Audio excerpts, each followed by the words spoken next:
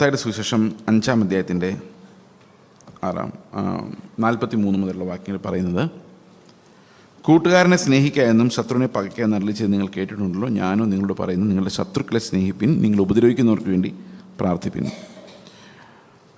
നമ്മൾ എന്തുമാത്രം ആത്മാവിൽ വളർന്നിട്ടുണ്ട് എന്നുള്ളതിൻ്റെ ഒരു ടെസ്റ്റ് നമ്മളെങ്ങനെയാണ് നമ്മുടെ ശത്രുക്കളോട്, നമ്മളെ ഇഷ്ടമില്ലാത്ത ബന്ധുക്കളോട് നമ്മളെങ്ങനെ പെരുമാറുന്നു എന്നുള്ളതാണ്. നിങ്ങളെ ഇഷ്ടമില്ലാത്ത ബന്ധുക്കൾ എന്തായാലും നിങ്ങൾക്കുണ്ടാവും. നിങ്ങളുടെ സൗഹൃദം പുലർത്താൻ ആഗ്രഹിക്കാത്തവർ, നിങ്ങളെ ദൂരെ നിർത്തുന്നവർ ഉണ്ടാകും. അവരോട് നിങ്ങൾ എങ്ങനെയാണ് പെരുമാറാൻ പോകുന്നത്? ഈ പ്രാവശ്യം നാട്ടിൽ ചെല്ലും നിങ്ങൾ എന്തുമാത്രം ഗിരിപ്രഭാഷണം മനസ്സിലാക്കിയിട്ടുണ്ടെന്ന് അപ്പോഴാണ് മനസ്സിലാകുന്നത്. പലതും ഒരു കെട്ടിപ്പിടുത്തത്തിൽ തീരാനുള്ള വിഷമങ്ങളെ പിണക്കങ്ങളൊക്കെ കാണുള്ളൂ. പക്ഷെ നമ്മൾ വിചാരിക്കുന്നതൊക്കെ വലിയ ഇഷ്യൂ ആണ്. വലിയ ഇഷ്യൂ നമ്മുടെ പാപമാണ്, വേറെ ഒന്നും വലിയ ഇഷ്യൂ അല്ല. അവൻ്റെ പാപത്തേക്കാൾ വലിയ ഇഷ്യൂ ആണ് നമ്മുടെ പാപം. ആ ഒരു ആത്മീക ദാരിദ്ര്യം നമുക്ക് തോന്നിയാൽ, നമ്മുടെ ശത്രുക്കളോട് നമുക്ക് തോന്നുന്നത്, ലോകത്തിലുള്ള എല്ലാ മനുഷ്യരും ഓരോരോ കോണ്ടെക്സ്റ്റിലാണ് ജീവിക്കുന്നത്. അവരുടെ എല്ലാം പാപത്തിൻ്റെ മെഷർ വ്യത്യാസമാണ്. പാപത്തിൻ്റെ എസൻസ് ഒന്ന് തന്നെയാണ്, ആദമിക പാപം. പക്ഷേ അവർ വളർന്നു വന്ന സാഹചര്യം അനുസരിച്ച് അതിൻ്റെ എക്സ്പ്രഷൻസ് വ്യത്യാസമുണ്ടെന്ന് മാത്രമേ ഉള്ളൂ. Basically every one is the same. When the Lord looks at them, every one has the same share of Adam in dum.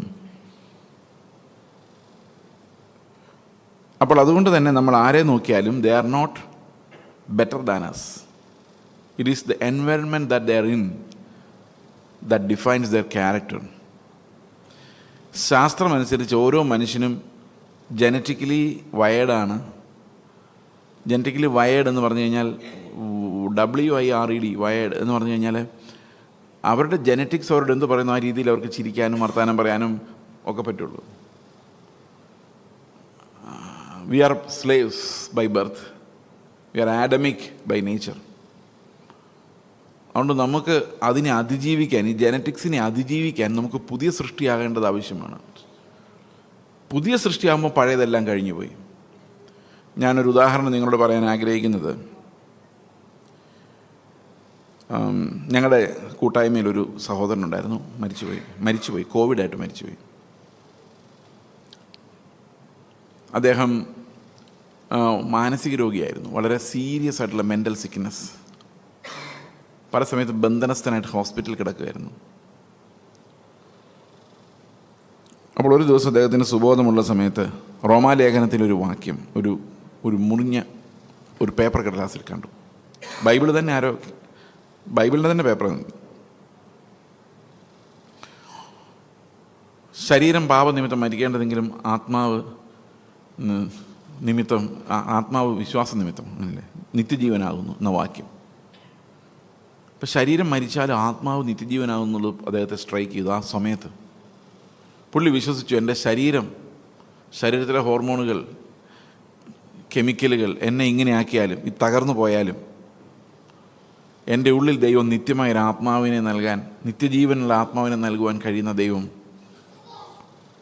അദ്ദേഹം അങ്ങനെ അങ്ങ് വിശ്വസിച്ചു.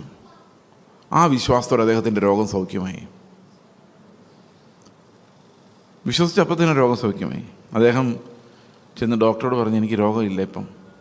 ഡോക്ടർ പറഞ്ഞു, ഈ രോഗം അങ്ങനെ പോകുന്ന രോഗമല്ല, മെഡിക്കലി അങ്ങനെ പോകില്ല. വർഷങ്ങൾ കഴിഞ്ഞ് അദ്ദേഹം പലയിടത്ത് സാക്ഷിയൊക്കെ പറഞ്ഞു. അവസാനം ഒരു 5-10 വർഷം കഴിഞ്ഞപ്പോൾ ഡോക്ടറെ അടുത്ത് ചെന്നിട്ട് പറഞ്ഞു, എനിക്ക് ആ രോഗം ഇല്ല, എനിക്കില്ല എന്ന് പറഞ്ഞൊരു സർട്ടിഫിക്കറ്റ് തരാമെന്ന് ചോദിച്ചു. എന്നാൽ ഡോക്ടർ പറഞ്ഞു, അങ്ങനെ സർട്ടിഫിക്കറ്റ് തരുന്നില്ല, കഴിഞ്ഞ 10 വർഷമായിട്ട് ലക്ഷണങ്ങളൊന്നും ഇല്ല എന്ന് വേണമെങ്കിൽ സർട്ടിഫിക്കറ്റ് തരാമെന്ന് പറഞ്ഞു. ഓക്കെ, തന്നാൽ മതി. അത് മേടിച്ചു. ഒരു ദിവസം എൻ്റെ ഭാര്യയ്ക്ക് സുഖമില്ല, ഹോസ്പിറ്റലിൽ ഒരു ചെറിയൊരു സർജറിയുമായിട്ട് അഡ്മിറ്റായി. അപ്പം ഞാൻ ഒരു ചർച്ചിൽ പ്രസംഗിക്കാൻ പോയിരിക്കുകയാണ്. അപ്പോൾ അഡ്മിറ്റായപ്പോഴോ സർജറി ഉള്ളപ്പോഴൊന്നും ഞാൻ അടുത്തില്ല. അപ്പോൾ ഈ സഹോദരനാണ് ICUവിൻ്റെ വെളിയിൽ ഇങ്ങനെ ഇരിക്കുന്നത്. അപ്പോൾ ഞാൻ ഇടയ്ക്കിടയ്ക്ക് വിളിച്ചു ചോദിക്കും, ഡോക്ടർ എന്ത് പറഞ്ഞു, ആരെങ്കിലും വന്നോ, എങ്ങനെയുണ്ട്, വിളിച്ചു ചോദിച്ചുകൊണ്ടിരിക്കും. ഈ പുള്ളി എന്നോട് പറഞ്ഞു ഒരു ദിവസം, അന്നേരം ഒരു പ്രാവശ്യം എന്നോട് പുള്ളി തിരിച്ചു പറഞ്ഞു, ചേട്ടനെ എന്തിനാണ് ദൈവം വിളിച്ചേക്കുന്നത്? ഞാൻ പറഞ്ഞു, സുവിശേഷ വേലയ്ക്ക്. എന്നാൽ പിന്നെ ചേട്ടൻ ആ പണി ചെയ്യും, ദൈവം എന്നെ ഇപ്പോൾ ഈ പണി ഏൽപ്പിച്ചിരിക്കുകയാണ്, ഞാൻ ഈ പണി ചെയ്യുന്നതിനിടയ്ക്ക് എന്നെ ഇടയ്ക്കിടയ്ക്ക് ഫോൺ ചെയ്ത് ഡിസ്റ്റർബ് ചെയ്യില്ലെന്ന് പറഞ്ഞു. ഞാൻ ഓർത്തു ഇതെന്ത് കളിയാണ്. പിന്നെ എനിക്ക് വിളിക്കാനും പറ്റുന്നില്ല. ഞാനെല്ലാം കഴിഞ്ഞ് പോയിട്ട് ഹോസ്പിറ്റലിലോട്ട് ചെന്നപ്പം ഇദ്ദേഹമുണ്ട്, ഭാര്യയുണ്ട്, കുഞ്ഞുങ്ങളുണ്ട്. അദ്ദേഹം വിളിച്ചു, ഞാൻ രാവിലെ അങ്ങനെ പറഞ്ഞ് ചേട്ടന് വിഷമമായോ? ഞാൻ പറഞ്ഞ് ഇല്ല, വിഷമമൊന്നും ആയില്ല. അപ്പോൾ അദ്ദേഹം എന്നോട് പറഞ്ഞു, ദൈവത്തിൻ്റെ ആത്മാവിനെ ചേച്ചിക്കും ചേട്ടനും എനിക്കും എല്ലാം തന്നിട്ടുണ്ട്. അതിനർത്ഥം ദൈവം നമ്മളെ അത്ര സ്നേഹിക്കുന്നത്, അതുകൊണ്ടാണ് ഒരു ആത്മാവിനെ അങ്ങ് നൽകുന്നത്. അതായത് എൻ്റെ ആത്മാവിനെ നൽകുമെന്ന് പറഞ്ഞു കഴിഞ്ഞാൽ എന്ത് ഭയങ്കര സ്നേഹമാണ് ദൈവത്തിനുള്ളത്. അപ്പോൾ അത്രയും സ്നേഹിച്ചുകൊണ്ടിരിക്കുന്ന ഒരാളെക്കുറിച്ച് വേറൊരാൾ എന്തോയി എന്ന് ചോദിക്കുമ്പം കർത്താവിന് വിഷമം വരത്തില്ലേ ചേട്ടാ എന്ന് ചോദിച്ചു. കാരണം കർത്താവിന് അസൂയയ്ക്കായി തൻ്റെ ആത്മാവിനെ കാംക്ഷിക്കുന്നു എന്നല്ലേ ബൈബിളിലുള്ളത്. അപ്പം നമ്മളിങ്ങനെ അസൂയയോടെ വേറെ ആർക്കും അത്ര സ്നേഹിക്കാൻ പറ്റില്ല എന്ന് പറഞ്ഞ് സ്നേഹിച്ചുകൊണ്ടിരിക്കുന്ന ഒരാളെക്കുറിച്ച് ഇത്ര ആങ്സൈറ്റി നമ്മുടെ ഉള്ളിൽ വന്നു കഴിയുമ്പം അത് കർത്താവിന് വിഷമം ഉണ്ടാക്കത്തില്ലേ ചേട്ടാ എന്ന് ചോദിച്ചു. ഞാൻ ഉടനെ ചോദിച്ചു, നാളെ ചർച്ചിൽ പ്രസംഗിക്കാൻ പറ്റുമെന്ന് ചോദിച്ചു. കാരണം എനിക്ക് മനസ്സിലായി ഇത് വെളിപ്പാടില്ലാത്ത ഒരാൾക്ക് അങ്ങനെ സംസാരിക്കാൻ പറ്റത്തില്ല. പുള്ളി പറഞ്ഞു, പ്രസംഗിക്കാൻ ഞാൻ സാക്ഷ്യം പറയാം. ഞാൻ പറഞ്ഞു 1 മണിക്കൂർ സാക്ഷ്യം പറഞ്ഞേക്കാം. അദ്ദേഹം അനേകം സ്ഥലങ്ങളിൽ പോയി പിന്നെ പ്രസംഗിച്ചു. കൗൺസിലിംഗ് വരുമ്പോൾ എന്തെങ്കിലും സീരിയസ് ആയിട്ടുള്ള കാര്യമാണെന്ന് കാണുമ്പോൾ ഞാൻ അദ്ദേഹത്തിൻ്റെ പേര് റെഫർ അങ്ങോട്ട് വിട്ടു. കോവിഡായി, ന്യൂമോണിയായി, സീരിയസ് ന്യൂമോണിയ ആയിട്ട് പോലും അദ്ദേഹം ആ പഴയ ടെൻഷനോ സ്ട്രെസ്സോ തിരിച്ചു വന്നില്ല. ആ ആശുപത്രി കിടന്നുകൊണ്ട് വിളിച്ച്, അപ്പം ഞങ്ങൾക്കും ആ സമയത്ത് കോവിഡ് വന്ന് ലൈറ്റായിട്ടാണ് വന്നതെന്ന് എൻ്റെ ഓർമ്മ. അദ്ദേഹം വിളിച്ച് പറഞ്ഞ് സൂക്ഷിക്കണം, അങ്ങനെ ഇങ്ങനെ എന്നൊക്കെ പറഞ്ഞു. നല്ല സ്നേഹമായിട്ട് പ്രാർത്ഥിച്ചു. പിന്നെ അദ്ദേഹമായിട്ട് കോൺവെർസേഷൻ ഉണ്ടായില്ല, ഹി ഡൈഡ്. അപ്പം ഞാൻ ചിന്തിച്ചത്, ഈ ഫെയ്ത്തിന് നമ്മുടെ ശരീരത്തിൻ്റെ ബലഹീനതകളെ ഓവർകം ചെയ്യാൻ പറ്റും. നമ്മുടെ inherent nature, faith can overcome our inherent nature and bring Christ into our lives. വിശ്വാസം എന്ന് പറയുന്നത്, ഈ വിശ്വാസ ജീവിതം എന്ന് പറഞ്ഞ് നമ്മൾ സാധാരണ പറയുന്നൊരു കാര്യമുണ്ട്, ഫെയ്ത്ത് ലൈഫ്. അപ്പം ഞങ്ങൾ മിഷണറിമാരായിരിക്കും, ഞങ്ങളുടെ ആൾക്കാർ എപ്പോഴും ചോദിക്കും, എങ്ങനെയാണ് നിങ്ങൾ ജീവിക്കുന്നത്, എങ്ങനെയാണ് നിങ്ങളുടെ റിസോഴ്സസ്, ആരാ നിങ്ങൾക്ക് ഫണ്ട് ചെയ്യുന്നത്? ഞങ്ങളൊരു വിശ്വാസത്താല ബ്രദറെ ജീവിക്കുന്നത്, അങ്ങനെ എല്ലാവരും പറയുന്നു. അപ്പം ഞങ്ങളും അങ്ങനെയായിരുന്നു പറഞ്ഞുകൊണ്ടിരുന്നത്.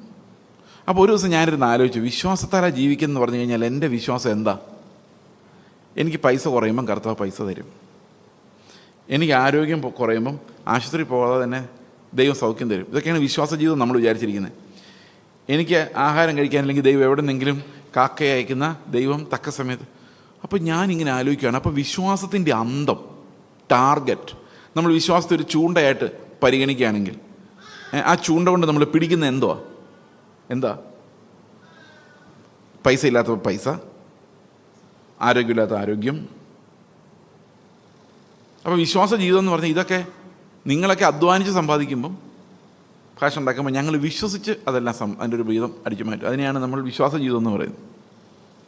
ഞാനിങ്ങനെ ആലോചിച്ചു, ഞങ്ങൾ അധ്വാനിക്കുന്നില്ലെന്നല്ല, വിശ്രമമില്ലാതെ അധ്വാനിക്കേണ്ടി വരും ഒരു സുവിശേഷകൻ.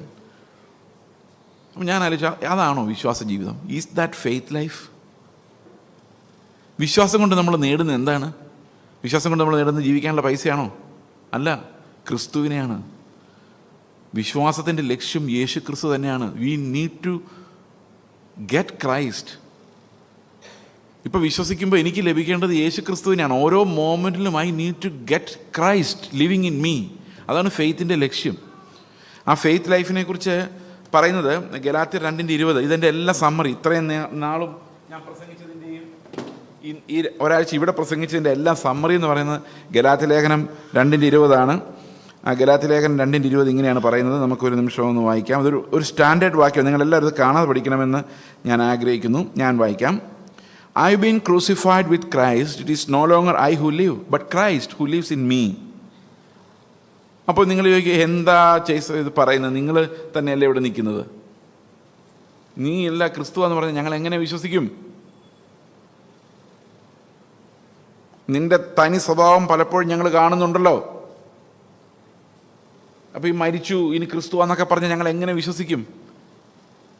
അപ്പോൾ അടുത്ത വാക്യം പറയും, and the life I now live in the flesh. ഞാനിപ്പോൾ ഈ ജഡത്തിൽ, ഈ നിങ്ങൾ കാണുന്ന ഈ ജീവിതം, I live by faith in the son of God. വിശ്വാസ ജീവിതമാണ്. അപ്പോൾ ഞാനല്ല ക്രിസ്തു എന്നുള്ളത് എന്താണ്? എൻ്റെ ഫെയ്ത്താണ്. My faith tells me it's no longer I, it's Christ. That's faith life. Faith life എന്ന് പറഞ്ഞാൽ രാവിലത്തെ ബ്രേക്ക്ഫാസ്റ്റ് കർത്താവ് എത്തിച്ചില്ലേലും കുഴപ്പമില്ല, പട്ടിണി കിടന്നാലും കുഴപ്പമില്ല, മരിച്ചാലും കുഴപ്പമില്ല. മരിക്കുന്നത് ലാഭവും ജീവിക്കുന്ന ക്രിസ്തു ആയതുകൊണ്ട് it is not about living here, it is about living Christ. അപ്പോൾ ഇവിടെ പറയുന്നത് I have been crucified with Christ, it's no longer I who live but Christ who lives in me. But the life that now I now live in the flesh, I live by faith in the son of God who loved me and gave himself for me. അവനെ തന്നെ എനിക്ക് തന്നിട്ടുള്ളത് കൊണ്ട് ഞാൻ വിശ്വസിക്കുമ്പോൾ എനിക്ക് ലഭിക്കുന്നത് അവനെ തന്നെയാണ്. Because God has given his son to me, he is mine. നമ്മൾ ഇതിനകത്ത് ഈ ജസ്റ്റിഫിക്കേഷൻ, നീതീകരണം ആൻഡ് വിശുദ്ധീകരണം, ഇത് രണ്ടും കൂടെ നമ്മൾ കണക്ട് ചെയ്യുമ്പം അതിനകത്തൊരു പ്രയോഗമുണ്ട്. ഞാൻ ഇന്നലെ നിങ്ങളോട് ഈ പേഴ്സിനകത്തൊരു സ്ലിപ്പ് വെച്ചായിരുന്നു, ഓർമ്മയുണ്ടോ? ഇതുണ്ടോ? ഈ സ്ലിപ്പ് ഇപ്പോഴും ഇവിടെ ഉണ്ട്. ചിലപ്പോൾ 5 വർഷം കഴിഞ്ഞ് ഇതിവിടെ കാണും, സാധ്യതയാണ് എൻ്റെ സ്വഭാവം അനുസരിച്ച്. ഇത് വേണ്ട സാധനമൊന്നും ഇതിനകത്ത് വെക്കില്ല, ഇങ്ങനെ വേണ്ടാത്ത സാധനങ്ങളൊക്കെ ആയിരിക്കും ഇതിനകത്തുള്ളത്. അപ്പോൾ ഇൻ ക്രൈസ്റ്റ് ആണ് അല്ലേ നമ്മളങ്ങനെ പറയുന്നത്. നമ്മുടെ ജസ്റ്റിഫിക്കേഷൻ എന്ന് പറഞ്ഞാൽ it means I am in Christ. We are saved means God picked me and put me in Christ. കർത്താവ് എന്നെ ക്രിസ്തുവിൽ തിരഞ്ഞെടുത്തു. അത് 1 കൊരിന്ത്യർ ലേഖനം 1:29 പറയുന്നുണ്ട്, അവനാൽ നമ്മൾ ക്രിസ്തു യേശുവിൽ ഇരിക്കുന്നു. ഓക്കെ, അപ്പോൾ റോമാലേഖനം മുതൽ എഫേസ് ലേഖനം വരെ നമ്മൾ വായിക്കുമ്പോൾ, റോമാലേഖനമായാലും കൊരിന്ത്യ ലേഖനമായാലും ഗലാത്യ ലേഖനമായാലും എഫേസ് ലേഖനമായാലും, അവിടെ എല്ലാം നമ്മൾ കാണുന്നത് we are elected in Christ and we are heirs of everything Christ has. ക്രിസ്തുവിന് എന്തെല്ലാം ഉണ്ടായിരുന്നോ അതിൻ്റെ എല്ലാ അവകാശികളാണ് നമ്മൾ എന്നുള്ളതാണ്. ഓക്കെ, നീതീകരണത്തിൻ്റെ ഫലമാണ്. യേശു ക്രിസ്തു നമ്മുടെ സ്വന്തമാണ്. ഇപ്പോൾ വിശ്വാസത്താൽ ഞാൻ നേടുന്ന ആരെയാണ്? ഇനി നമ്മൾ എഫേസ് ലേഖനം 3:16 വരുമ്പോൾ, എനിക്ക് തോന്നുന്നു നമ്മളത് എക്സ്പ്ലെയിൻ ചെയ്യുന്നത് എനിക്ക് ഓർമ്മയില്ല, പക്ഷെ അത് വളരെ ഇമ്പോർട്ടൻ്റ് ആണ്. ആ prayer, I think I explain that. ഈ പ്രെയറിനകത്ത് 17-ാമത്തെ വാക്യത്തിൽ 3:17 പറയുന്നത് ഐ ആം ഇൻ ക്രൈസ്റ്റ് എന്നല്ല, ക്രൈസ്റ്റ് ഈസ് ഇൻ മീ എന്നാണ്. വ്യത്യാസം മനസ്സിലായോ? അവനിൽ ഞാൻ എന്നുള്ളതല്ല, ഇവിടെ പറയുന്നതാണ് എന്നിൽ അവൻ. Christ in me. Any difference? വ്യത്യാസമുണ്ടോ? അതെങ്ങനെയാണ് സാധിക്കുന്നത്? By faith. ക്രിസ്തുവിൽ ഞാനായത് എങ്ങനെയാ? എപ്പോഴാ? നിത്യതയിൽ. കർത്താവിൻ്റെ ഡിസിഷൻ, ഇറ്റ് വാസ് ഗ്രേസ്. എന്നാൽ ക്രിസ്തു എന്നിൽ വന്നത് എങ്ങനെയാ? എപ്പോഴാ? ഞാൻ വിശ്വസിച്ചപ്പോൾ. When I put my faith in Christ, Christ started dwelling in my life. ഈ ക്രിസ്തു നമ്മിൽ വസിക്കുമ്പോൾ പല ആൾക്കാർക്കും, ഞാൻ ഇന്നലെ നിങ്ങളോട് പറഞ്ഞു ഈ പോസ്റ്റ് മോഡേണിറ്റിയെക്കുറിച്ച്, നിങ്ങളെല്ലാവരും ഉണ്ടായിരുന്നെന്ന് എനിക്കറിയത്തില്ല. അതിനകത്ത് കമ്പാർട്ട്മെൻ്റലൈസ്ഡ് ഫെയ്ത്തിനെ കുറിച്ച് പറഞ്ഞു. ഇപ്പോൾ ഫെയ്ത്തിൻ്റെ കമ്പാർട്ട്മെൻറ്റിൽ കയറുമ്പോൾ ഞാൻ വിശ്വാസിയാണ്, അപ്പുറത്ത് ബിസിനസ്സിൻ്റെ കമ്പാർട്ട്മെൻറ്റിൽ കയറുമ്പോൾ ഞാൻ ബിസിനസ്സുകാരനാണ്, അതിനപ്പുറത്ത് കുടുംബത്തിൻ്റെ കമ്പാർട്ട്മെൻറ്റിൽ കയറുമ്പോൾ ഞാൻ കുടുംബത്തിൽ ഏറ്റവും നല്ല ആളാണ്. അങ്ങനെ ഓരോ കമ്പാർട്ട്മെൻറ്റിലും ഞാൻ പെർഫെക്റ്റാണ്. ഒന്നിനൊന്നുമായിട്ട് കണക്ഷൻ ഇല്ല. അതാണ് ഈ ഇന്നത്തെ കാലത്ത് ആളുകൾ ജീവിക്കുന്നത്. എങ്ങനെയാണ്? സൺഡേ സ്കൂളിൽ വരുമ്പോൾ ആൾക്കാരോട് പറഞ്ഞ് പിള്ളേർ പഠിക്കുന്നതല്ല, കോളേജിൽ പഠിക്കുന്നു. അത് രണ്ടും അവർ കൊണ്ടു നടക്കുന്നുണ്ട്. സൺഡേ സ്കൂളിൽ വരുമ്പം ഇത്, സ്കൂളിൽ പോകുമ്പോൾ അത്, കൂട്ടുകാരോട് കറങ്ങാൻ പോകുമ്പം അത്, അങ്ങനെ ഓരോന്നും ഓരോ സാധനത്തിനും ഓരോ പ്രാവശ്യവും അവർക്ക് ഓരോരോ ലൈഫുണ്ട്. ശരിയാണോ? പക്ഷെ വിശ്വാസ ജീവിതം സ്റ്റാർട്ട് ചെയ്യുമ്പോൾ എന്ത് സംഭവിക്കുന്നറിയോ? കർത്താവ് നമ്മളിൽ വസിക്കാൻ തുടങ്ങും. ഈ വസിക്കാൻ തുടങ്ങുമ്പോഴൊരു പ്രത്യേകത എന്താണ്? ഇപ്പം ഞാൻ ആ ഹോട്ടലിൽ, ഞാൻ താമസിക്കുന്ന ഹോട്ടൽ ഗസ്റ്റായിട്ട് താമസിക്കുന്നുണ്ട്. എനിക്ക് തന്നിരിക്കുന്ന റൂമിലല്ലാതെ വേറൊരിടത്തും കയറാൻ എനിക്ക് പറ്റില്ല. എന്നാൽ ഞാനൊരു വീട്ടിൽ വസിക്കുവാണെങ്കിലും ആ വീട്ടിലുള്ള എല്ലാ റൂമിലും കയറാം. ശരിയാണോ? അതുപോലെ യേശു ക്രിസ്തുവിൽ നമ്മൾ വിശ്വസിക്കുമ്പോൾ, ആ വിശ്വാസം നമ്മുടെ ജീവിതമായി മാറുമ്പോൾ, നമ്മുടെ എല്ലാ കമ്പാർട്ട്മെൻറ്റിലും, കുടുംബത്തോട് സംസാരിക്കുമ്പോഴും, ബിസിനസ് ചെയ്യുമ്പോഴും, ജീവിക്കുമ്പോഴും, നടക്കുമ്പോഴും എല്ലാം ഈ ഫെയ്ത്ത് ലൈഫ് നമുക്ക് തരുന്നത് നമുക്കൊരു പകരക്കാരനെയാണ്. A substitute. It's no longer I who lives but Christ lives for me. ഇതാണ് ഫെയ്ത്ത് ലൈഫ് എന്ന് പറയുന്നത്. ഈ ഫെയ്ത്ത് ലൈഫിലേക്ക് നമ്മൾ കടന്നു കഴിഞ്ഞാൽ നമ്മളെ ആരും ഒന്നും പഠിപ്പിക്കേണ്ടി വരില്ല, ഓർമ്മിപ്പിക്കേണ്ടി വരില്ല.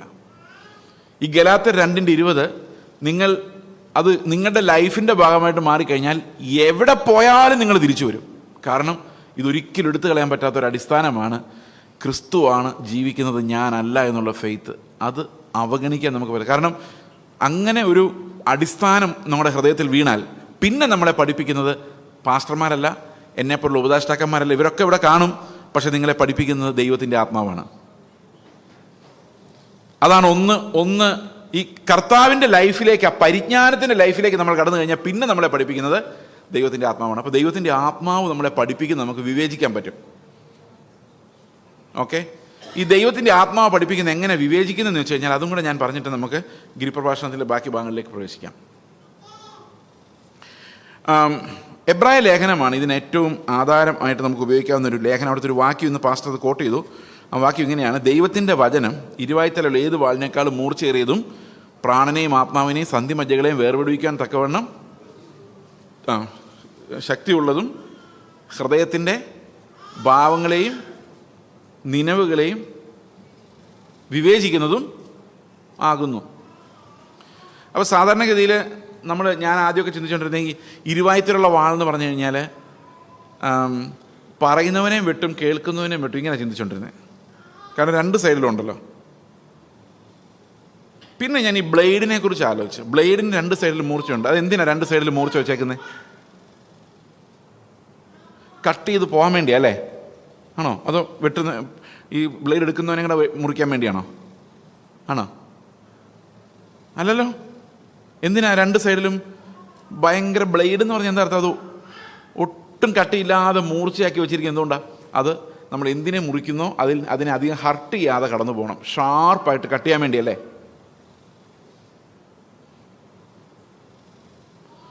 അപ്പോൾ അതിനേക്കാളും മൂർച്ചയേറിയ ദൈവത്തിൻ്റെ വചനം, ഇരുവായ്ത്തലുള്ള ഏത് വാളിനേക്കാളും മൂർച്ചയേറിയ ദൈവത്തിൻ്റെ വചനം എന്തിനോടായിരിക്കും വെച്ചിരിക്കുന്നത്? അതെന്തിനാണ് വെച്ചിരിക്കുന്നത് വെച്ച് കഴിഞ്ഞാൽ, നമുക്ക് ചിക്കനൊക്കെ ഒത്തിരി കഴിക്കുന്നവർ ഈ വേവിച്ച് കഴിഞ്ഞ് ചിക്കൻ കഴിക്കുമ്പം, നല്ലപോലെ വേവിച്ച ചിക്കൻ കഴിക്കുമ്പം, നിങ്ങൾ രാവിലെ ഫാസ്റ്റിംഗ് ആയിരുന്നുകൊണ്ട് ഇത് പറയുന്നത് ശരിയാണെന്ന് എനിക്കറിയാൻ മേല, എങ്കിലും അതിനകത്ത് ഈ എല്ലിനകത്ത് മജ്ജ ഉണ്ടല്ലോ, മജ്ജ, അതെങ്ങനെ നിങ്ങൾ കഴിക്കുന്നത്? എല്ല് പൊട്ടിച്ചിട്ടൊരൊറ്റ വലി അല്ലേ? ആണോ? ആർക്കറിയാം അല്ലേ? ആണോ? അതെ.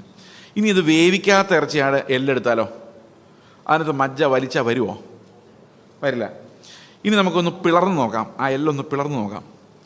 പിളർന്ന് നോക്കിയിട്ട് നമുക്ക് ബ്ലേഡ് വെച്ച് ഈ റെഡ് മജ്ജ അകത്ത് കണ്ടിട്ടുണ്ടോ? ഈ റെഡ് കളറിൽ ആ റെഡിനെയും വൈറ്റിനെയും ഒന്ന് വേർപിടിപ്പിക്കാൻ ശ്രമിച്ചു നോക്കിയേ. ബ്ലേഡ് വെച്ച് പോലും പറ്റിയല്ല. കാരണം കുറച്ച് വൈറ്റ് അപ്പുറത്തിരിക്കും, കുറച്ച് റെഡ് ഇപ്പുറത്തിരിക്കും അല്ലേ? അപ്പോൾ അതിനെ സൂക്ഷ്മമായിട്ട് കട്ട് ചെയ്യണമെങ്കിൽ എന്ത് വേണ്ടി വരും? ഏറ്റവും ഷാർപ്പായിട്ടുള്ള ഒരു സർജിക്കൽ പ്രിസിഷനുള്ള ഒരു നൈഫ് വേണ്ടി വരും. എന്നാൽ പോലും അത് അത്ര സൂക്ഷ്മമായിട്ട് ചെയ്യാൻ പറ്റുള്ളൂ. അതിനേക്കാൾ കുഴഞ്ഞാണ് ആത്മാവും പ്രാണനും നമ്മുടെ ഉള്ളിൽ ഇരിക്കുന്ന ചിന്തകൾ. അപ്പോൾ ഒരു കാര്യം, ആത്മാവിൽ നിന്ന് വന്നതാണോ പ്രാണനിൽ നിന്ന് വന്നതാണോ എന്ന് വേർപിരിക്കുവാൻ സന്ധി മജ്ജകളെ വേർപിടിക്കുന്നതിനേക്കാളും പാടാണ്. അപ്പോൾ എന്തു ചെയ്യും? ദൈവത്തിൻ്റെ വചനം ഈ അടിസ്ഥാനം നമുക്ക് വീണാൽ, അതായത് നമ്മുടെ ഫെയ്ത്ത് ഞാനല്ല ക്രിസ്തു അത്രേ, ക്രിസ്തുവിൻ്റെ ജീവനാണ് ഞാൻ വിശ്വാസത്താൽ ജീവിക്കേണ്ടതെന്നുള്ള അടിസ്ഥാനം എൻ്റെ ഉള്ളിൽ വീണ് കഴിഞ്ഞാൽ ഈ വചനം പണിയാൻ തുടങ്ങും. അതായത് ഓരോ കാര്യങ്ങൾ വരുമ്പോഴും ഈ വാള് നമ്മുടെ ആത്മാവിൻ്റെ ചിന്തയെയും പ്രാണൻ്റെ ചിന്തയെയും സെപ്പറേറ്റ് ആയിട്ട് കാണിച്ചു തരും. മനസ്സിലായോ?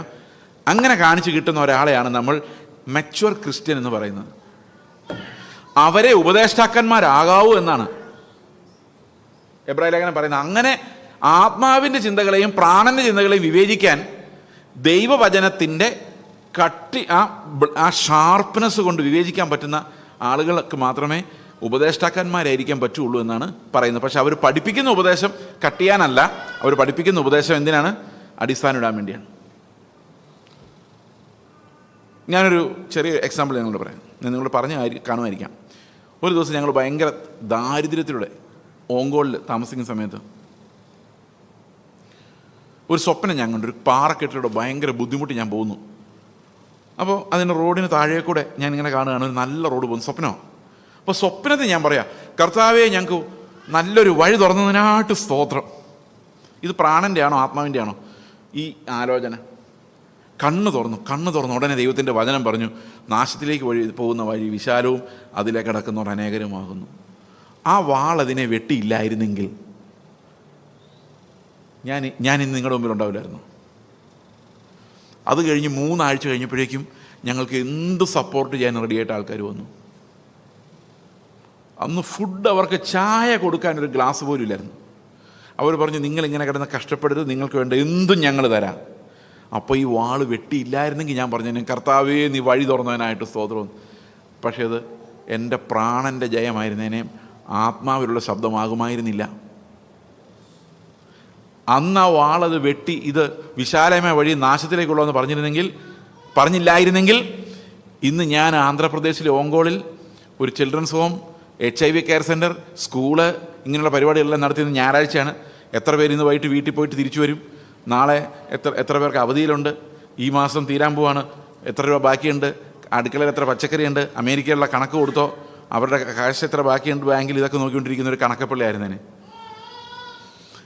ജീവിതം തീരാൻ നേരത്തെ ഞാൻ കർത്താവിനോട് പറഞ്ഞു, എൻ്റെ കർത്താവ് ഒന്നുമില്ലാത്ത വൈബ്രേഷൻ പ്ലീസ് നോട്ട്, ഒന്നുമില്ലാത്തവനായി ഓങ്കോളിൽ വന്ന എന്നെ ഇത്രയും തന്ന് അനുഗ്രഹിച്ചെന്ന് നിന്നെ മഹത്വപ്പെടുമാറായിട്ട് ആൾക്കാരെല്ലാം പറഞ്ഞേനെ ഇവനെ ദൈവം അനുഗ്രഹിച്ചതെന്ന്. പക്ഷെ സ്വർഗത്തിലൂടെ വരുമ്പോൾ കർത്താവ് പറഞ്ഞേനെ, നീ നടന്ന വഴി മുഴുവൻ ജഡത്തിൻ്റെ, പ്രാണൻ്റെ, കൊതിയുടെ, സംതൃപ്തിയുടെ വഴിയാണ്. നമുക്കിത് അതുപോലെ വേറൊരു സംഭവമുണ്ട്, അതും കൂടെ പറഞ്ഞേക്കാം. അപ്പോൾ നിങ്ങൾക്ക് ഇത് കുറച്ചുകൂടെ മനസ്സിലായത് എങ്ങനെ മനസ്സിലാകുന്നു. അമ്മ എല്ലാവരും പറഞ്ഞു, എൻ്റെ ചുറ്റുമുള്ള 1-2 പേരൊഴിച്ച് എല്ലാവരും പറഞ്ഞു, ഇത് ദൈവം തുറന്നാ ബ്രദർ, ഇത്രയും കഷ്ടതയുടെ നടുവിൽ നിങ്ങൾ ജീവിക്കുമ്പം. ആ വിളിച്ചുകൊണ്ട് വന്ന ആൾ ആകെ കരഞ്ഞുപോയി. പുള്ളി മാസത്തോറും പാവം 500 രൂപ എനിക്ക് അയച്ചിരുന്നു. 500 രൂപ അവരുടെ പിള്ളേരുള്ളൂ. അദ്ദേഹം ഞങ്ങളുടെ കഷ്ടപ്പാട് കണ്ട് കഷ്ടപ്പെട്ട് പെർസ്വേഡ് ചെയ്ത് വിളിച്ചുകൊണ്ട് വന്നതാണ്. പക്ഷെ ഞാൻ നോ പറഞ്ഞു കഴിഞ്ഞപ്പം ഇത് തകർന്നു പോയി. അപ്പോൾ എന്നാൽ എല്ലാവരും കൊണ്ട് പറഞ്ഞു. പക്ഷെ കർത്താവിൻ്റെ വചനം എന്ന വാള് വെട്ടിയ ശേഷം എനിക്കങ്ങോട്ട് നോക്കാൻ പറ്റുന്നില്ലായിരുന്നു. വർഷങ്ങൾക്ക് ശേഷം അന്നേ ഒരാൾ പറഞ്ഞു, അന്ന് ചേസ് ബ്രദർ പറഞ്ഞു, ഞങ്ങൾക്ക് മനസ്സിലായില്ല, ഇപ്പോഴാണ് മനസ്സിലാകുന്നത് എന്തുകൊണ്ടാണ് അത് അന്ന് വെട്ടിക്കളഞ്ഞെന്നുള്ള കാര്യം.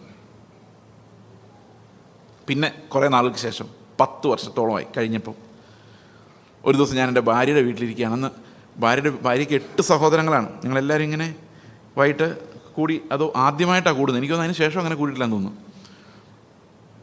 അപ്പോൾ വൈകിട്ട് മീറ്റിംഗ് കൂടിയപ്പം എൻ്റെ ഭാര്യയുടെ ചേട്ടൻ പറഞ്ഞു, ഇവിടെയുള്ള സ്വത്തുക്കളെല്ലാം ഞങ്ങൾ 8ആയിട്ട് വിഭജിക്കുകയാണ്, എല്ലാവർക്കും ഈക്വൽ പങ്ക് കൊടുക്കാനാണ് ഞങ്ങളുടെ തീരുമാനം. സ്ത്രീയെന്നോ പുരുഷനെന്നോ ദൈവത്തിന് മുമ്പിലില്ല, നമ്മുടെ മുമ്പിലും ഇല്ല, അതുകൊണ്ട് അങ്ങനെ വിഭജിക്കാനാണ്. നിങ്ങളുടെ അഭിപ്രായം എന്താണ്? അപ്പോൾ ഞാൻ പറഞ്ഞു, നിങ്ങൾ എന്ത് തന്നാലും ഞങ്ങൾ വാങ്ങിക്കാൻ പറ്റത്തില്ല, കാരണം ഞങ്ങളുടെ ദൈവത്തിന് മുമ്പിലുള്ള ഉടമ്പടി അനുസരിച്ച് ഞങ്ങൾ ഒരു സ്വത്തും എൻ്റെ പിതാവിൻ്റെയോ മാതാവിൻ്റെയോ ആരുടെയും സ്വീകരിക്കാൻ തയ്യാറല്ല.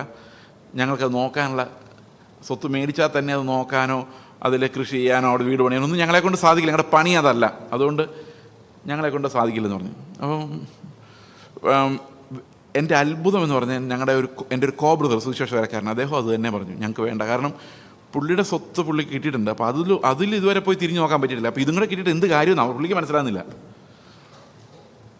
അപ്പോൾ പുള്ളി പറഞ്ഞു, നിങ്ങൾ വേണ്ടെങ്കിൽ വേണ്ടെന്ന് വെച്ചോ, പക്ഷേ ഞങ്ങളുടെ കടമയാണ്, ഇവിടെ ആരുടെയും കണ്ണുനീര് വീഴാൻ പാടില്ല, അതുകൊണ്ട് നിങ്ങളിത് ഗവൺമെൻറ്റിന് കൊടുക്കുമോ, ചാരിറ്റി കൊടുക്കുമോ, വേറെ സഹോദരങ്ങൾ കൊടുക്കുമോ, അതൊക്കെ നിങ്ങളുടെ കാര്യം, എൻ്റെ പണി ഞാൻ ചെയ്ത് നിങ്ങളുടെ പണി നിങ്ങൾ ചെയ്തോളാൻ പറഞ്ഞു. ഞാൻ കിടന്ന് ഉറങ്ങുകയാണ്, ഞങ്ങളെല്ലാവരും കിടന്ന് ഉറങ്ങുന്നു. അപ്പോൾ എൻ്റെ മനസ്സിലൊരു ഭയങ്കരമായ ഐഡിയ വന്നാച്ച്. ഞാൻ ചിന്തിക്കുകയാണ്, ഇതുവരെ ആർക്കും തോന്നാത്തൊരു സൂപ്പർ ഐഡിയ.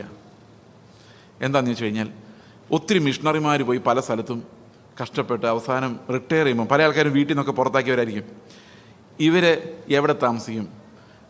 അപ്പോൾ അങ്ങനെ മിഷണറിമാർ റിട്ടയർ ചെയ്യാൻ വേണ്ടി അവർക്ക് റിട്ടയർമെൻറ്റ് ലൈഫിന് പറ്റുന്ന ഒരു സെറ്റപ്പ് എങ്ങനെയുണ്ട്? Missionary retirement home. ആശയം എങ്ങനെയുണ്ട്?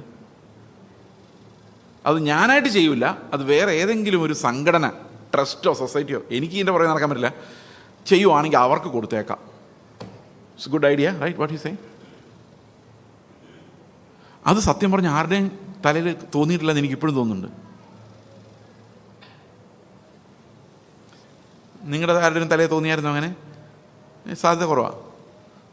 അപ്പോൾ ഞാൻ എന്ത് നല്ല ഐഡിയ, അമ്പട ഞാനേ എന്നൊക്കെ പറഞ്ഞ് ഉറങ്ങി.